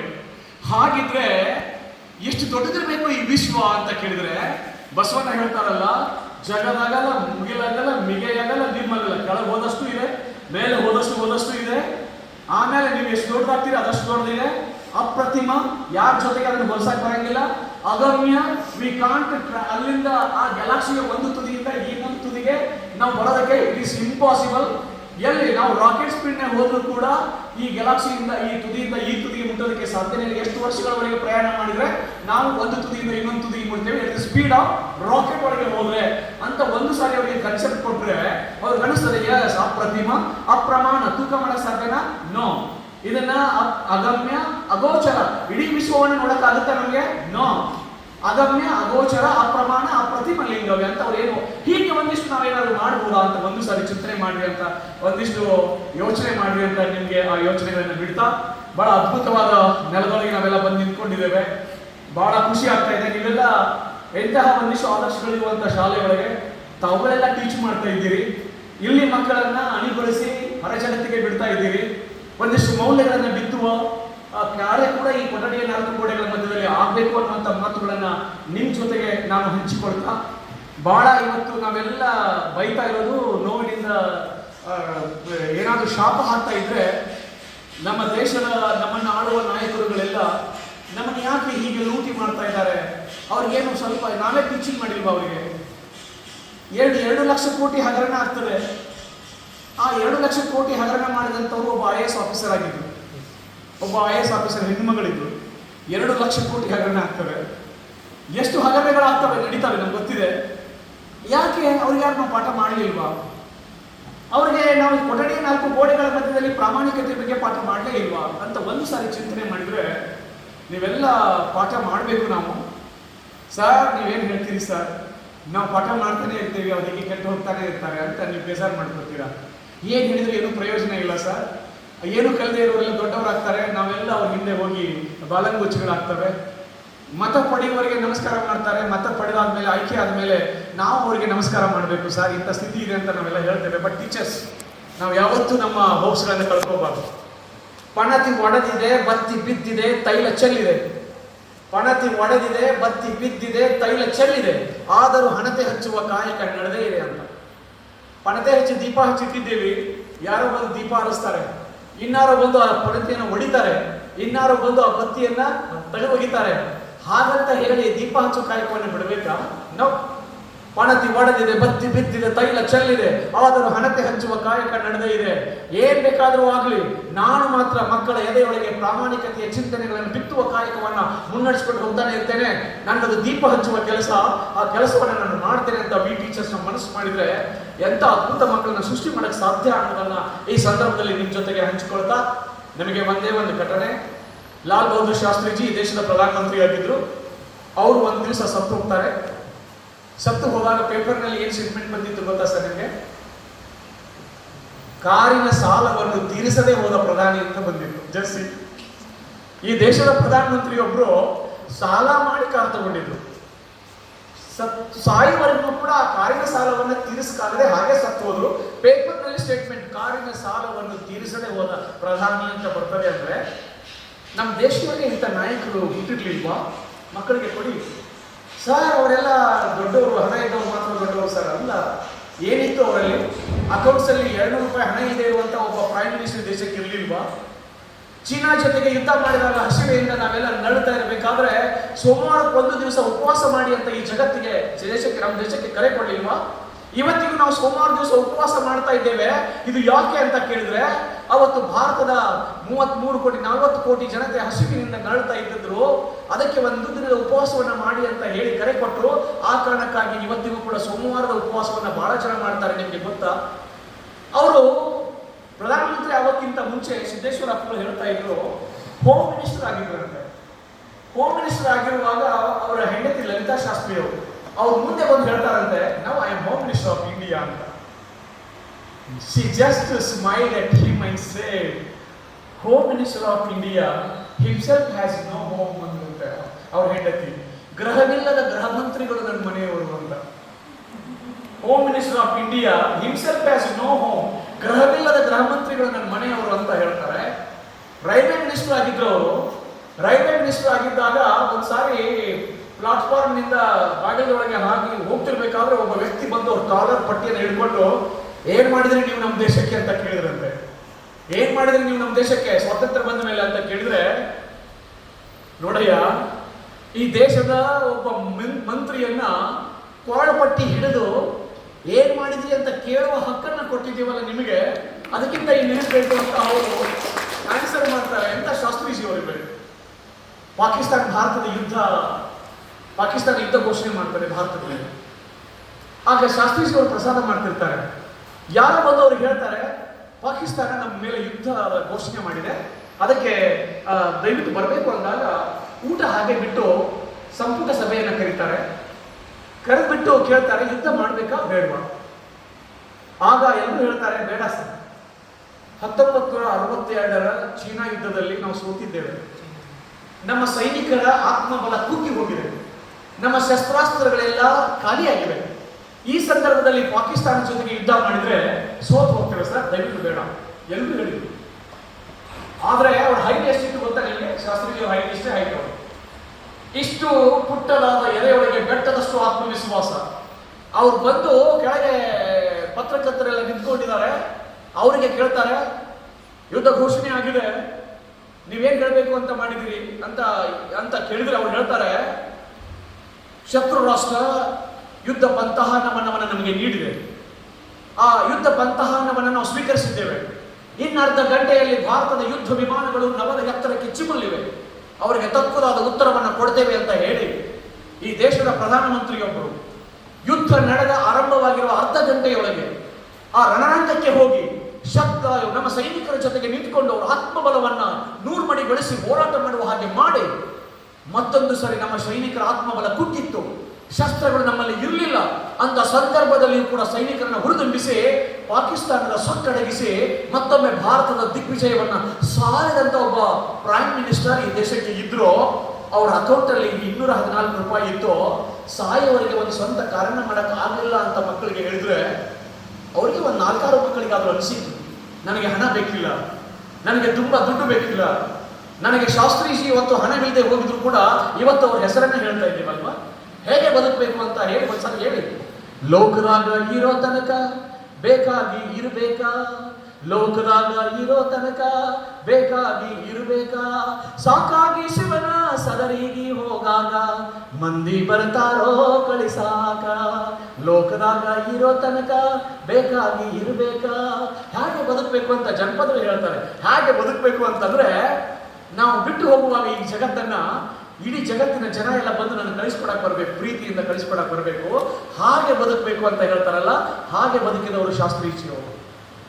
ಮಂದಿ ಮಕ್ಕಳೊಳಗ ಚಂದಾಗಿ ಇರಬೇಕಾ, ಮಂದಿ ಮಕ್ಕಳೊಳಗ ಚಂದಾಗಿ ಇರಬೇಕಾ, ನಂದಿಯ ಶಿವನ ದಯದಿಂದ ಹೋಗಾಗ ಮಂದಿ ಬಾಯಾಗ ಇರಬೇಕಾ. ನೋಡಿ ಎಷ್ಟು ಅದ್ಭುತವಾಗಿದೆ. ಮಂದಿ ಬಾಯಾಗಿರೋದು ಬೇರೆ, ಮಂದಿ ಹಲ್ಲಾಗಿರೋದು ಬೇರೆ. ಉರಿ ಉರಿ ಉರಿ ಉರಿತಿದ್ದಂದ್ರೆ ಸಾಕಾಗಿ ಹೋಗಿತ್ತು. 10th ಪಾಸ್ ಆಗಿ ಹೋದ್ ನೋಡ್ರಿ, ಇನ್ನೂ ನಮ್ಮ ಸಾಲಿ ತನಗಿರ್ತದಂತ ಮಾತಾಡಿದ್ರ ಅವ ಹಲ್ಲಾಗ್ ಬಂದಂಗ. ಏನ್ ಬಹಳ ಚಲೋ ಹುಡುಗ್ರಿ, ಯಾವ ಟೀಚರ್ ಕರೆದ್ರು ಓಡಿ ಬರ್ತಿದ್ದ, ಏನ್ ಹೇಳಿದ್ರು ಕೇಳ್ತಿದ್ದ. ಸ್ಪೋರ್ಟ್ಸ್ ಅಲ್ಲಿ ಇರೋವನೇ, ಪಾಠದಲ್ಲಿ ಇರೋವನೇ, ಇಂಥ ಮಕ್ಕಳು 100 ಜನ ಮಕ್ಕಳು ಇರಬೇಕು ಅಂತ ಹೇಳಿದ್ರೆ ಆ ಮಗು ನಾಲ್ಗೆ ಮೇಲೆ ಬಂದಂಗ. ಅದಕ್ಕೆ ನಾವು ಹೆಂಗ್ ಬದುಕಬೇಕು ಅಂದ್ರೆ, ಈ ವ್ಯಕ್ತಿ ಸಾಕಾಗಿ ಹೋಗಿತ್ತು ಇವನ ಕಿರಿಕಿರಿಗೆ, ಇಂಥವ್ರು ಯಾಕಾದ್ರೂ ಬದುಕಿದ್ರು ಅನಿಸಿತ್ತು, ಸತ್ತು ಹೋದ ನೋಡಿ ಇನ್ನಾದ್ರೂ ತನಗಿರ್ತದೆ ಅಂತ ಮಾತಾಡಬಾರ್ದು. ನಮ್ಮ ಬಗ್ಗೆ ಹೇಗೆ ಮಾತಾಡಬೇಕು ಅಂದ್ರೆ, ಇನ್ನೂ 4 ದಿನ ಬದುಕಬೇಕಿತ್ತು ಅಂತ ಜನ ಮಾತಾಡ್ಕೊಳ್ಳೋ ಹಾಗೆ ಬದುಕಬೇಕು. ಹಾಗೆ ಬದುಕಿದಂಥವ್ರು ಯಾರು ಅಂದ್ರೆ ಶಾಸ್ತ್ರೀಜಿಯವರು. ಈ ಜೀವನದಾಗ ಇರಬೇಕು, ಇರದಂಗಿರ್ಬೇಕು, ಜೀವನದೊಳಗೆ ಇರಬೇಕು, ಇರದಂಗಿರ್ಬೇಕು. ಆ ಶಿವ ಕರೆದಾಗ ಪಟ್ಟಿನ ಎದ್ದು ಹೋಗಂಗಿರ್ಬೇಕು, ಹೋಗೋದ್ರೊಳಗನ ಒಂದಿಷ್ಟು ಗೆದ್ದು ಹೋಗಂಗಿರ್ಬೇಕು ಅಂತ ಹೇಳ್ತಾರಲ್ಲ, ನಾವು ಗೆದ್ದು ಹೋಗಂಗಿರ್ಬೇಕು, ಹಾಗೆ ಬದುಕಬೇಕು ಅನ್ನೋದನ್ನ ಬಹಳಷ್ಟು ಚಿಂತನೆಗಳು ನಮಗೆ ಹೇಳಿದಾವೆ. ಹಾಗೆ ನಾವು ನೀವುಗಳೆಲ್ಲ ಯೋಚನೆ ಮಾಡ್ತಾ ಈ ದೇಶದ ಕುರಿತಾದ ಒಂದಿಷ್ಟು ಧನಾತ್ಮಕ ಚಿಂತನೆಗಳನ್ನು ಬಿತ್ತೋಣ. ಯಾರಿಲ್ರಿ ಈ ದೇಶದ ಬಗ್ಗೆ ನಾವು ಧನಾತ್ಮಕವಾದ ಚಿಂತನೆಗಳನ್ನು ಮಾಡದೆ ಹೋದ್ರೆ ನನಗೆ ನೋವು ಆಗ್ತದೆ. ನನಗೆ JNU ವಿಶ್ವವಿದ್ಯಾಲಯದೊಳಗೆ ನಮ್ದು ಸ್ಟೂಡೆಂಟ್ಸ್ ಇದ್ದಾರೆ ಸರ್, ನಾವೇ ಕಲಿಸಿದೀವಿ ಅವರಿಗೆ. ಆ ಸ್ಟೂಡೆಂಟ್ಸ್ಗಳು ಹಿಂದೊಂದು ಸಾರಿ ನಿಮಗೆ ನೀವು ನೋಡ್ಬೇಕು. ನನಗೆ ಬೇಸರ ಏನು ಅಂದ್ರೆ, ಈ ದೇಶದಲ್ಲಿ ಸಮಸ್ಯೆಗಳು ಇಲ್ವಾ? ಇದಾವೆ. ಲೂಪ್ ಹೋಲ್ಸ್ಗಳು ಇಲ್ವಾ? ಈ ದೇಶದಲ್ಲಿ ಇದಾವೆ.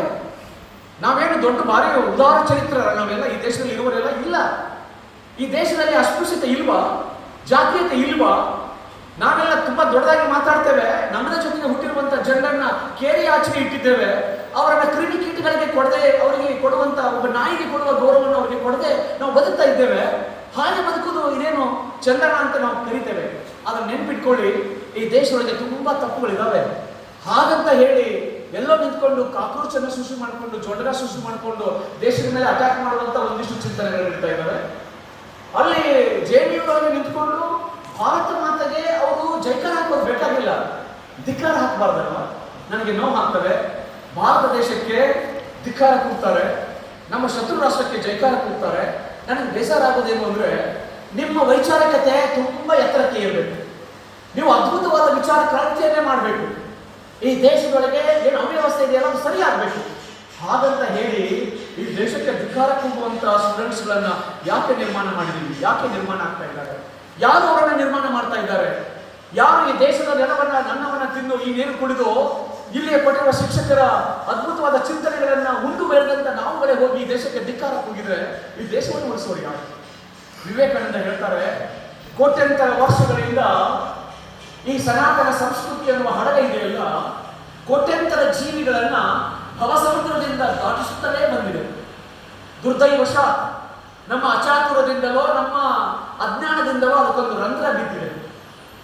ನಾನಾಗಿದ್ರೆ ನನ್ನ ರಕ್ತವನ್ನ ಕೊಟ್ಟಾದರೂ ಸರಿ ಆ ರಂಧ್ರವನ್ನು ಮುಚ್ಚುವ ಕಾರ್ಯವನ್ನ ಮಾಡ್ತಿದ್ದೇನೆ ಹೊರತು ಆ ರಂಧ್ರದ ಮೇಲೆ ನಿಂದನೆಯ ಮಳೆಗಳನ್ನ ಸುರಿಸುತ್ತಿರಲಿಲ್ಲ ಅಂತ ಹೇಳಿ ವಿವೇಕಾನಂದರು ಬರೀತಾರಲ್ಲ, ಹಾಗೆ ಮಾಡೋಣ.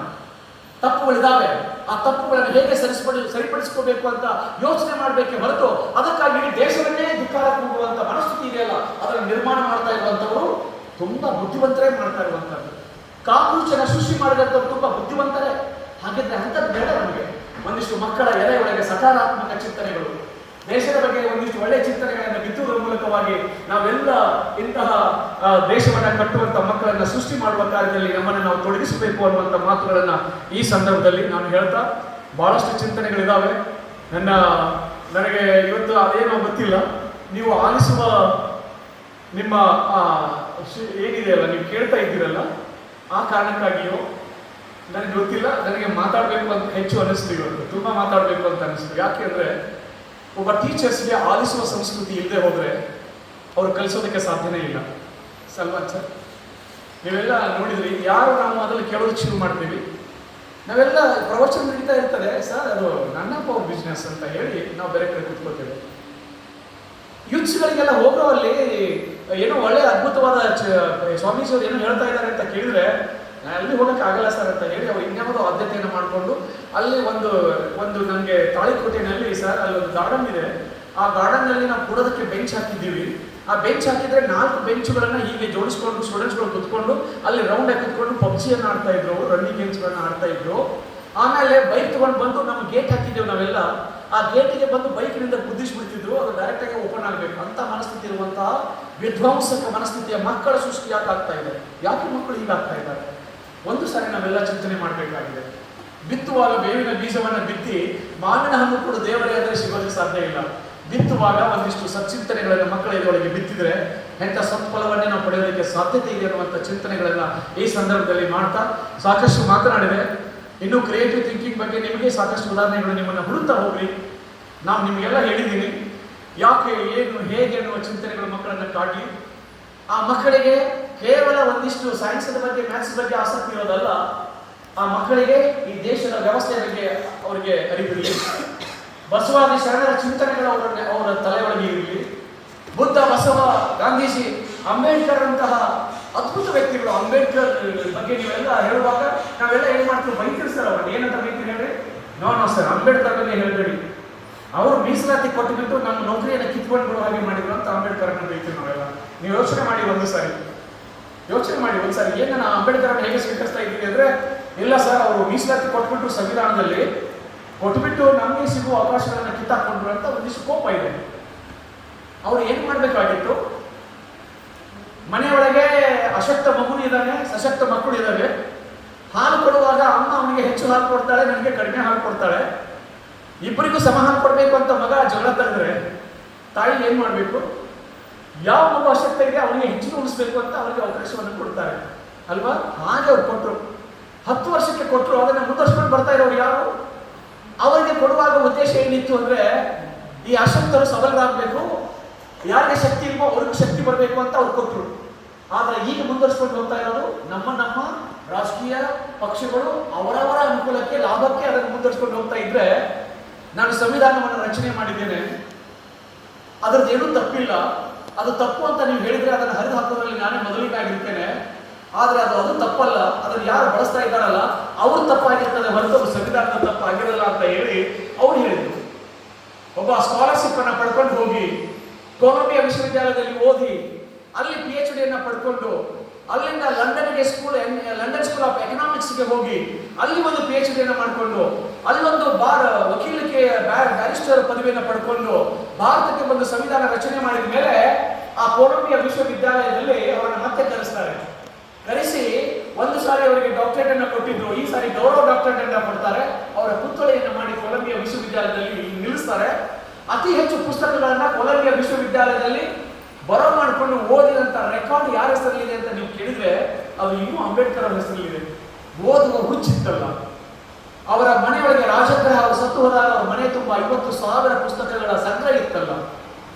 ಅವರು ಅಲ್ಲಿ ಸ್ಕಾಲರ್ಶಿಪ್ ತಗೊಂಡು ಓದಕ್ಕೆ ಹೋಗುವಾಗ ರಸ್ತೆಯಲ್ಲಿ ಬೀದಿಯಲ್ಲಿ ಹೋಗುವಾಗ ಪುಸ್ತಕ ಸಿಕ್ಕರೆ ಆ ಪುಸ್ತಕವನ್ನ ಖರೀದಿ ಮಾಡ್ತಾ ಇದ್ರು. ಆವತ್ತು ಪುಸ್ತಕ ಖರೀದಿ ಮಾಡಿದ್ರೆ ಅವತ್ತು ಮಧ್ಯಾಹ್ನ ಕೇವಲ ಬ್ರೆಡ್ ಅನ್ನ ತಿಂದು ಅವತ್ತು ಅವರು ಉಪವಾಸ ಇರಬೇಕಾದಂತ ಸ್ಥಿತಿ ಇತ್ತು. ಆದರೆ ಪುಸ್ತಕಗಳನ್ನ ಖರೀದಿ ಮಾಡುವ ಹುಚ್ಚು, ಓದುವ ಹುಚ್ಚು ಇತ್ತಲ್ಲ, ಅದನ್ನ ಒಬ್ಬ ಶ್ರೇಷ್ಠ ವ್ಯಕ್ತಿಯನ್ನಾಗಿ ಮಾಡೋದು ಸಾಧ್ಯ ಇದೆ. ಓದುವ ಹುಚ್ಚನ್ನ ಮಕ್ಕಳ ಇದರೊಳಗೆ ಬಿತ್ತಬೇಕಾಗಿದೆ. ಭಗತ್ ಸಿಂಗ್ ಗಲ್ಲಿಗೆ ಇರಬೇಕಾಗಿದೆ ನಾಳೆ. ಇವತ್ತು ಅವ್ರ ವಕೀಲರು ಮನೆಗೆ ಬರ್ತಾರೆ. ವಕೀಲರಿಗೆ ಸಾರ್ ಪುಸ್ತಕ ಹೇಳಿದ್ನಲ್ಲ ತಂದ್ರೆ ಅದನ್ನಂತ ಭಗತ್ ಸಿಂಗ್ ಕೇಳ್ತಾರೆ. ಅಲ್ಲಯ್ಯ, ನಾಳೆಗೆ ಗಲ್ಲಿಗೆ ಅಂತ ಇದೆಯಾ ನೀನು? ಆ ಪುಸ್ತಕ ಓದಿ ಏನಾಗಬೇಕಿದೆ ಅಂತ ಹೇಳಿದ್ರೆ ಇನ್ನು ನಾಳೆ ಅಲ್ವಾ ಸರ್, ಇವತ್ತು ರಾತ್ರಿ ಓದಿ ಮುಗಿಸ್ಬಿಡ್ತೇನೆ ಅದನ್ನಂತ. ಓದುವ ಹುಚ್ಚು ಭಗತ್ ಸಿಂಗ್ನಿಗೆ. ಆತ ಬೆಳಗ್ಗೆಯಲ್ಲಿ ಎಕ್ಸರ್ಸೈಸ್ ಮಾಡ್ತಾ ಇದ್ದಾನೆ. ಜೈಲರ್ ಕೇಳ್ತಾರೆ, ಅಲ್ಲಯ್ಯ ಇನ್ನೇನು ಕ್ಷಣ ಹೊತ್ತಿನಲ್ಲಿ ನೀನು ಹೆಣವಾಗಿ ಹೋಗ್ತೀಯಾ, ಈಗ ಎಕ್ಸರ್ಸೈಸ್ ಮಾಡ್ತಾ ಇದೆಯಲ್ಲ ಏನಕ್ಕೆ ಅಂತ. ಇನ್ನೂ ಸಂಜೆ ಅಲ್ವಾ ಸರ್ ನಾನು ಹೋಗೋದು, ಅಲ್ಲಿವರೆಗೆ ನಾವು ಗಟ್ಟಿಯಾಗಿರ್ಬೇಕಲ್ವ.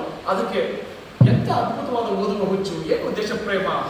ಅಮ್ಮ ಒಂದು ದಿನ ಬಂದೇ ಬರ್ತದೆ, ಈ ದೇಶ ಸ್ವಾತಂತ್ರ್ಯವನ್ನ ಪಡೆದೇ ತಿರುತ್ತದೆ. ಈ ಆಕಾಶ ನಮ್ದಾಗುತ್ತೆ, ಈ ಭೂಮಿ ನಮ್ದಾಗುತ್ತೆ, ಬೀಸುವ ಗಾಳಿ ನಮ್ದಾಗುತ್ತೆ.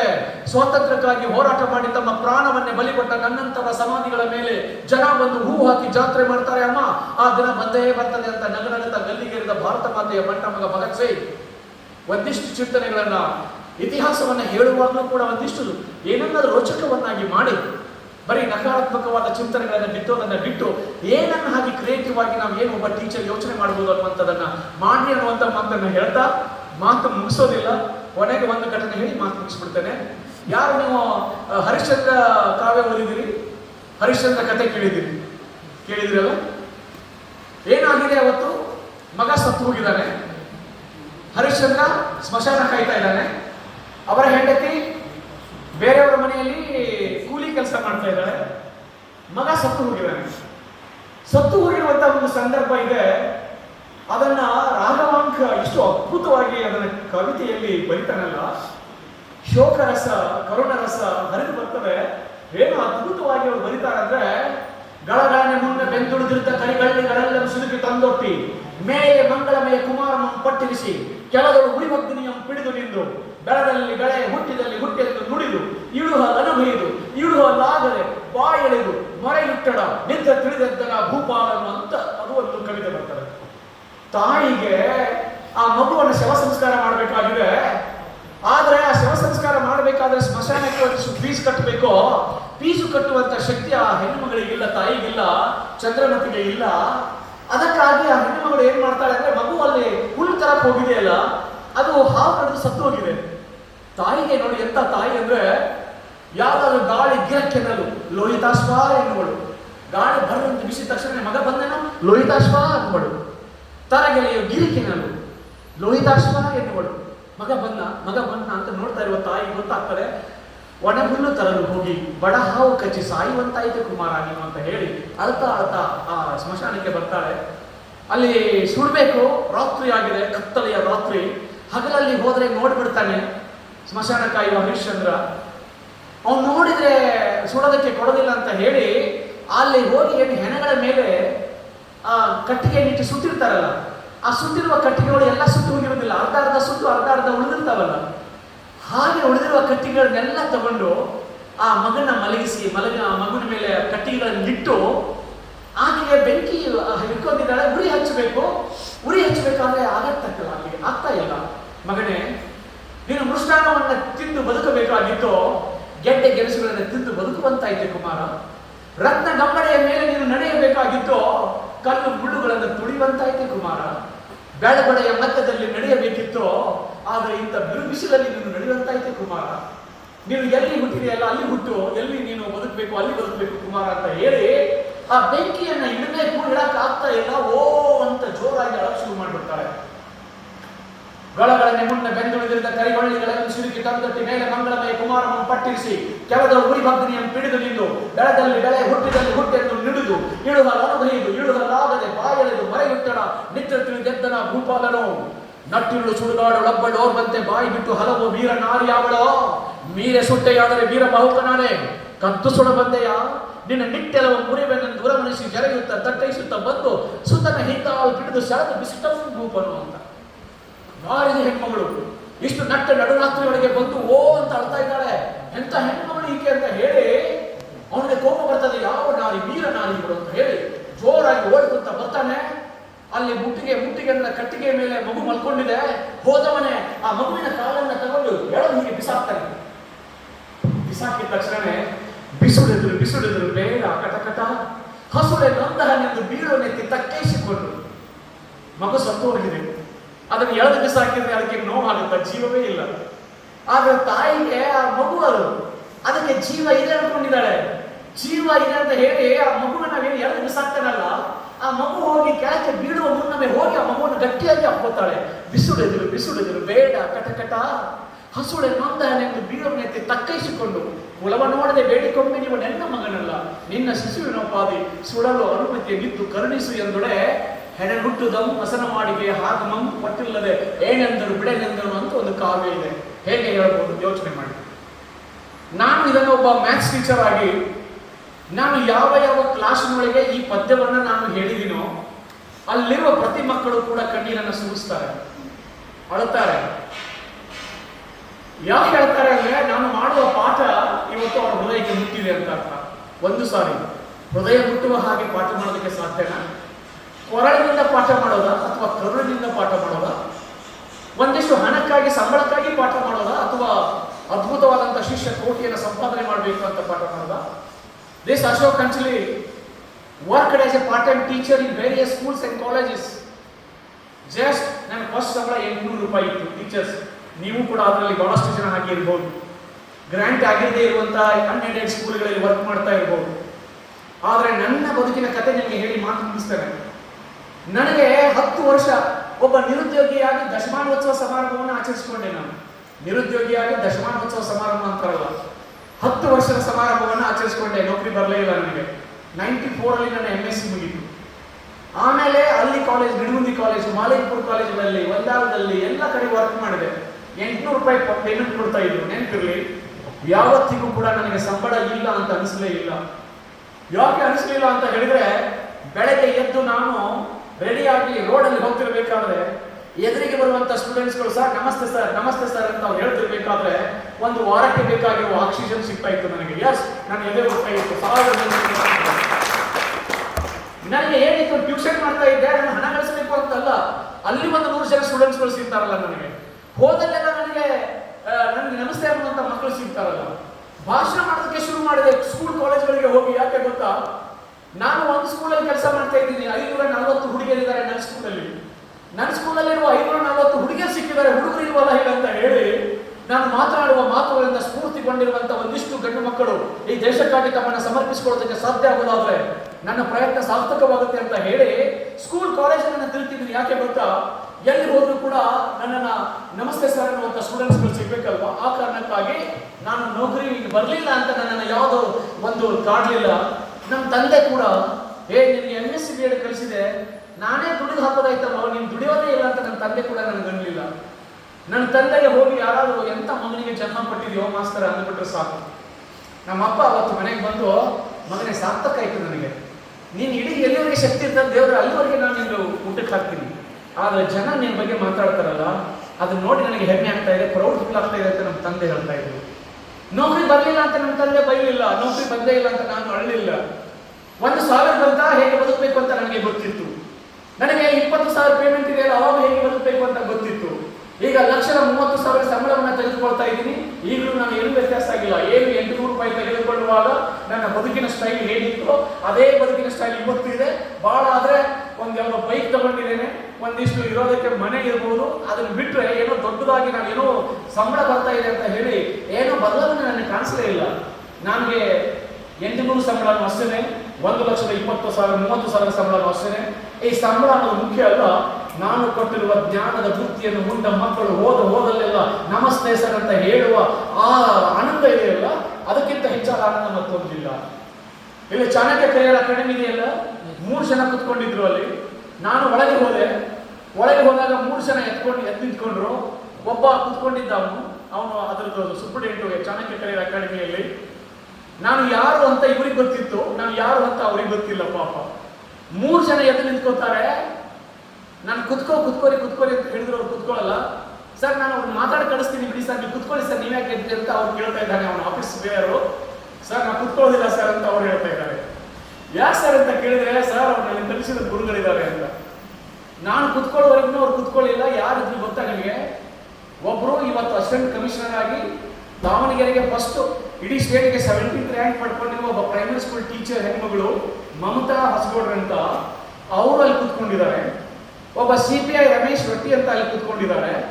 ಮಾಂತೇಶ್ ಹೊಸಗೌಡ್ರ ಅಂತ ನನ್ನ ಸ್ಟೂಡೆಂಟ್ PDO ಅಲ್ಲಿ ಕುತ್ಕೊಂಡಿದ್ದಾರೆ. ಒಳಗೆ MP ಆದ್ರೆ ಒಬ್ಬ ಟೀಚರ್, ಸರ್ ನಮ್ಮ ಗುರುಗಳು ಬಂದ್ರು, ಅವ್ರು ಕುತ್ಕೊಳ್ಳೋರಿಗೆ ನಾನು ಕುತ್ಕೊಳ್ಳಲ್ಲ ಅಂತ ಅವ್ರು ಹೇಳ್ತಾರಲ್ಲ, ಬೇಕಾ ಇನ್ನಷ್ಟು ಹೆಚ್ಚಿಗೆ? ಹಣ ಅನ್ನೋದೇ ನಮ್ಮ ಬದುಕಿನ ಮೌಲ್ಯ ಅಂತ ಅನ್ಕೊಂಡ್ಬಿಟ್ರೆ ಇವು ಯಾವ ನಮಗೆ ಚಂದ ಕಾಣಿಸೋದಿಲ್ಲ. ಗುಣ ಮೌಲ್ಯ ಅನ್ಕೊಂಡ್ಬಿಟ್ರೆ ಬದುಕು ಬಹಳ ಸುಂದರವಾಗಿ ಕಾಣಿಸ್ತದೆ. ಈ ಸಂಸ್ಥೆ ನಮ್ಗೆ ಎಷ್ಟು ಪೇಮೆಂಟ್ ಕೊಡ್ತಾ ಇದೆ ಅಂತ ಹೇಳಿ ಒಂದ್ಸಾರಿ ಬೇಜಾರಾಗುತ್ತೆ. ಪಾರ್ಟ್ ಟೈಮ್ ಟೀಚರ್ಸ್ಗಳಿಗೆ ನಮಗೆ ಕೊಡೋದನ್ನ ನಮಗೂ ಗೊತ್ತಿದೆ, ನಾವು ಒಂದು ಕಾಲೇಜನ್ನು ರನ್ ಮಾಡ್ತಾ ಇದ್ದೀವಿ. ಆದರೆ ಅವ್ರು ಏನ್ ಕೊಡ್ತಾರೆ ಗೊತ್ತಿಲ್ಲ. ಇಲ್ಲಿ ಕಲಿತು ಹೋಗಿರುವಂತಹ ಸ್ಟೂಡೆಂಟ್ಸ್ಗಳು IIT ನಲ್ಲಿ MBBS ಅಲ್ಲಿ ಸೀಟ್ ತಗೊಂಡ್ಬಿಟ್ಟು ಮೆರೆತಿರ್ಬೇಕಾದ್ರೆ ಇದು ನನ್ನ ಗುರುಗಳು ಕೊಟ್ಟಿರುವ ಜ್ಞಾನದ ಭಿಕ್ಷೆ ಅಂತ ಹೇಳಿದಾಗ ಅವ್ರ ಖುಷಿ ಇದೆಯಲ್ಲ, ಅದಕ್ಕೆ ಒಬ್ಬ ಟೀಚರ್ ರಸ್ತೆ ಒಳಗೆ ಹೊರಟೆ ಒಂದು ಶರ್ಟ್ ಸಿಗ್ತದೆ, ಬಸ್ನ್ಯಾಗ ಹತ್ತಿದ್ರೆ ಒಂದು ಸೀಟ್ ಸಿಗ್ತದೆ. ನಾನು ಯಾವಾಗಲೂ ಹೇಳ್ತೇನೆ, ರಸ್ತೆ ಒಳಗೆ ಹೊರಟೆ ಒಂದು ಶರ್ಟು, ಬಸ್ನ್ಯಾಗ ಹತ್ತಿದ್ರೆ ಒಂದು ಸೀಟು. ಯಾರಾದ್ರೂ ನನ್ನ ಸ್ಟೂಡೆಂಟ್ ಇರ್ತಾರೆ, ಸರ್ ಇಲ್ಲಿ ಕುತ್ಕೊಂಡ್ಬನ್ನಿ ಅಂತ ನಾನು ಕರೀತಾರೆ. ಇದಕ್ಕಿಂತ ಹೆಚ್ಚಿಗೆ ಯಾವುದಕ್ಕೆ ಸಿಗ್ತದೆ ಅನ್ನೋದನ್ನ ನೆನಪಲ್ಲಿ ಇಟ್ಕೋಬೇಕು ಅನ್ನುವಂಥ ಮಾತನ್ನ ಈ ಸಂದರ್ಭದಲ್ಲಿ ಹೇಳಿ, ಟೀಚರ್ಸ್ ಈ ಪ್ರೊಫೆಷನ್ ಬಗ್ಗೆ ನಮಗೆ ಹೆಮ್ಮೆ ಇರಲಿ ಅನ್ನುವಂಥ ಮಾತನ್ನ ಈ ಸಂದರ್ಭದಲ್ಲಿ ಹೇಳಿ, ತುಂಬಾ ಶಾರ್ಟ್ ಆಗಿ ನಿಮಗೆ ಮಾತಾಡಿದೆ. ಈಗ ಹೋಗ್ಬೇಕು, ಆದರೆ ಬಹುಶಃ ಲಾಸ್ಟ್ ಅಲ್ಲಿ ಇಲ್ಲಿ ನನ್ನ ಮುಸ್ಲಿಂ ಶಿಕ್ಷಕಿಯರು ಕೂಡ ಇದ್ದೀರಿ. ನಿಮಗೆ ಒಂದು ಘಟನೆಯ ನಾನು ಹೇಳದೇ ಇದ್ರೆ ಅದು ಬಹಳ ಅದ್ಭುತವಾದಂಥ ಘಟನೆ. ಅದು ಅಂತ ಹೇಳಿ, ನಿಮಗೆ ಪಾಕಿಸ್ತಾನ ಭಾರತ ಆಗಿರಲಿಲ್ಲ, ಅಲ್ಲೊಬ್ಬರು ಟೀಚರ್ ಇದ್ರು, ಎಲ್ಲಿ ಲಾಹೋರ್ನಲ್ಲಿ. ಅವರು ಅನಿಲೇಂದ್ರ ಗಂಗೂಲಿ ಅಂತ ಬಹಳ ಕಂಟಿನ್ಯೂಸ್ ಟೆಕ್ಸ್ಟಲ್ಲಿ ಹೇಳ್ಬಿಡ್ತೀನಿ. ಅಲ್ಲಿ ಹಾಗಿರ್ಬೇಕಾದ್ರೆ ಅಲ್ಲೊಬ್ಬ ಸ್ಟೂಡೆಂಟ್ ಇದ್ರು, ಅಬು ಸಲಾಂ ಅಂತ ಅವರ ಹೆಸರು. ಅಲ್ಲಿ ಪಾಠ ಮಾಡ್ತಾರೆ ಅನಿಲೇಂದ್ರ ಗಂಗೂಲಿ. ಅವ್ರು ಪಾಠ ಕೇಳ್ತಾರೆ, ಭಾರತ 2 ಆಗುತ್ತೆ. ಅಬು ಸಲಾಂ ಪಾಕಿಸ್ತಾನಕ್ಕೆ ಹೋಗ್ತಾರೆ, ಇವರು ಭಾರತಕ್ಕೆ ಬರ್ತಾರೆ. 10 ವರ್ಷಗಳು ಕಳೆದು ಹೋಗುತ್ತೆ. ಒಂದ್ ದಿವಸ ಅಬು ಸಲಾಂ ಅಮೆರಿಕಕ್ಕೆ ಹೋಗ್ತಾರೆ, ಅಲ್ಲಿಗೆ ಅಧ್ಯಯನ ಮಾಡ್ತಾರೆ. ಅವರಿಗೆ ಡಾಕ್ಟರೇಟ್ ಸಿಗ್ತಾರೆ, ಡಾಕ್ಟರ್ ಅಬು ಸಲಾಂ ಆಗ್ತಾರೆ. ಗಾಡ್ ಪಾರ್ಟಿಕಲ್ಸ್ ಮೇಲೆ ಅಧ್ಯಯನ ಮಾಡ್ತಾರೆ, ಅವರಿಗೆ ನೊಬೆಲ್ ಸಿಗ್ತಾರೆ. ನೊಬೆಲ್ ಸಿಕ್ಕ ತಕ್ಷಣವೇ ಭಾರತ ಸರ್ಕಾರಕ್ಕೆ ಪತ್ರ ಬರೀತಾರೆ, ದಯವಿಟ್ಟು ನನ್ನ ಗುರುಗಳ ವಿಳಾಸ ಹುಡುಕಿ ಕೊಡಿ ಅಂತ ಪತ್ರ ಬರೀತಾರೆ. ಆ ಪತ್ರವನ್ನು ಹಿಡಿದ ಸರ್ಕಾರ 1 ವರ್ಷ ಬಿಡ್ತಾರೆ. ಆಮೇಲೆ ಗುರುಗಳ ವಿಳಾಸ ಸಿಗ್ತಾರೆ. ಅವರು ಕಲ್ಕತ್ತೆಯೊಳಗೆ ಮನೆ ಇದೆ ಅಂತ. ಗುರುಗಳು ಹೇಳ್ತಾರೆ, ನನಗೆ ನೊಬೆಲ್ ಪ್ರೈಸ್ ಬಂದಾಗ ಎಷ್ಟು ಖುಷಿ ಆಗಿತ್ತಲ್ಲ, ಅದರ 4ರಷ್ಟು ಖುಷಿ ನನ್ನ ಗುರುಗಳ ವಿಳಾಸ ಸಿಕ್ಕಾಗ ನನಗೆ ಆಯ್ತು ಅಂತ ಹೇಳಿ ನೇರವಾಗಿ ಭಾರತಕ್ಕೆ ಬರ್ತಾರೆ. ಕಲ್ಕತ್ತೆಗೆ ಹೋಗ್ತಾರೆ, ಗುರುವಿನ ಮನೆಗೆ ಹೋಗ್ತಾರೆ. ಗುರುಗಳು ಹಾಸಿಗೆ ಮೇಲೆ ಆರೋಗ್ಯ ಕೆಟ್ಟೋಗಿದೆ, ಮಲ್ಕೊಂಡಿದ್ದಾರೆ. ಹೋದವರೇ ಅಬು ಸಲಾಂ ಅವರ ಕಾಲುಗಳನ್ನು ಮುಟ್ಟಿ ನಮಸ್ಕರಿಸ್ತಾರೆ. ಈ ನೊಬೆಲ್ ಪದಕ ಇದೆಯಲ್ಲ, ಪದಕವನ್ನು ಹಿಡ್ಕೊಂಡು ಹೇಳ್ತಾರೆ, ಗುರುಗಳೇ ಈ ನೊಬೆಲ್ ಪದಕ ಇದೆಯಲ್ಲ, ನೀವು ಕೊಟ್ಟಿರುವ ಜ್ಞಾನದ ಭಿಕ್ಷೆಯ ಫಲವಾಗಿ ನನಗೆ ಸಿಕ್ಕಿದೆ.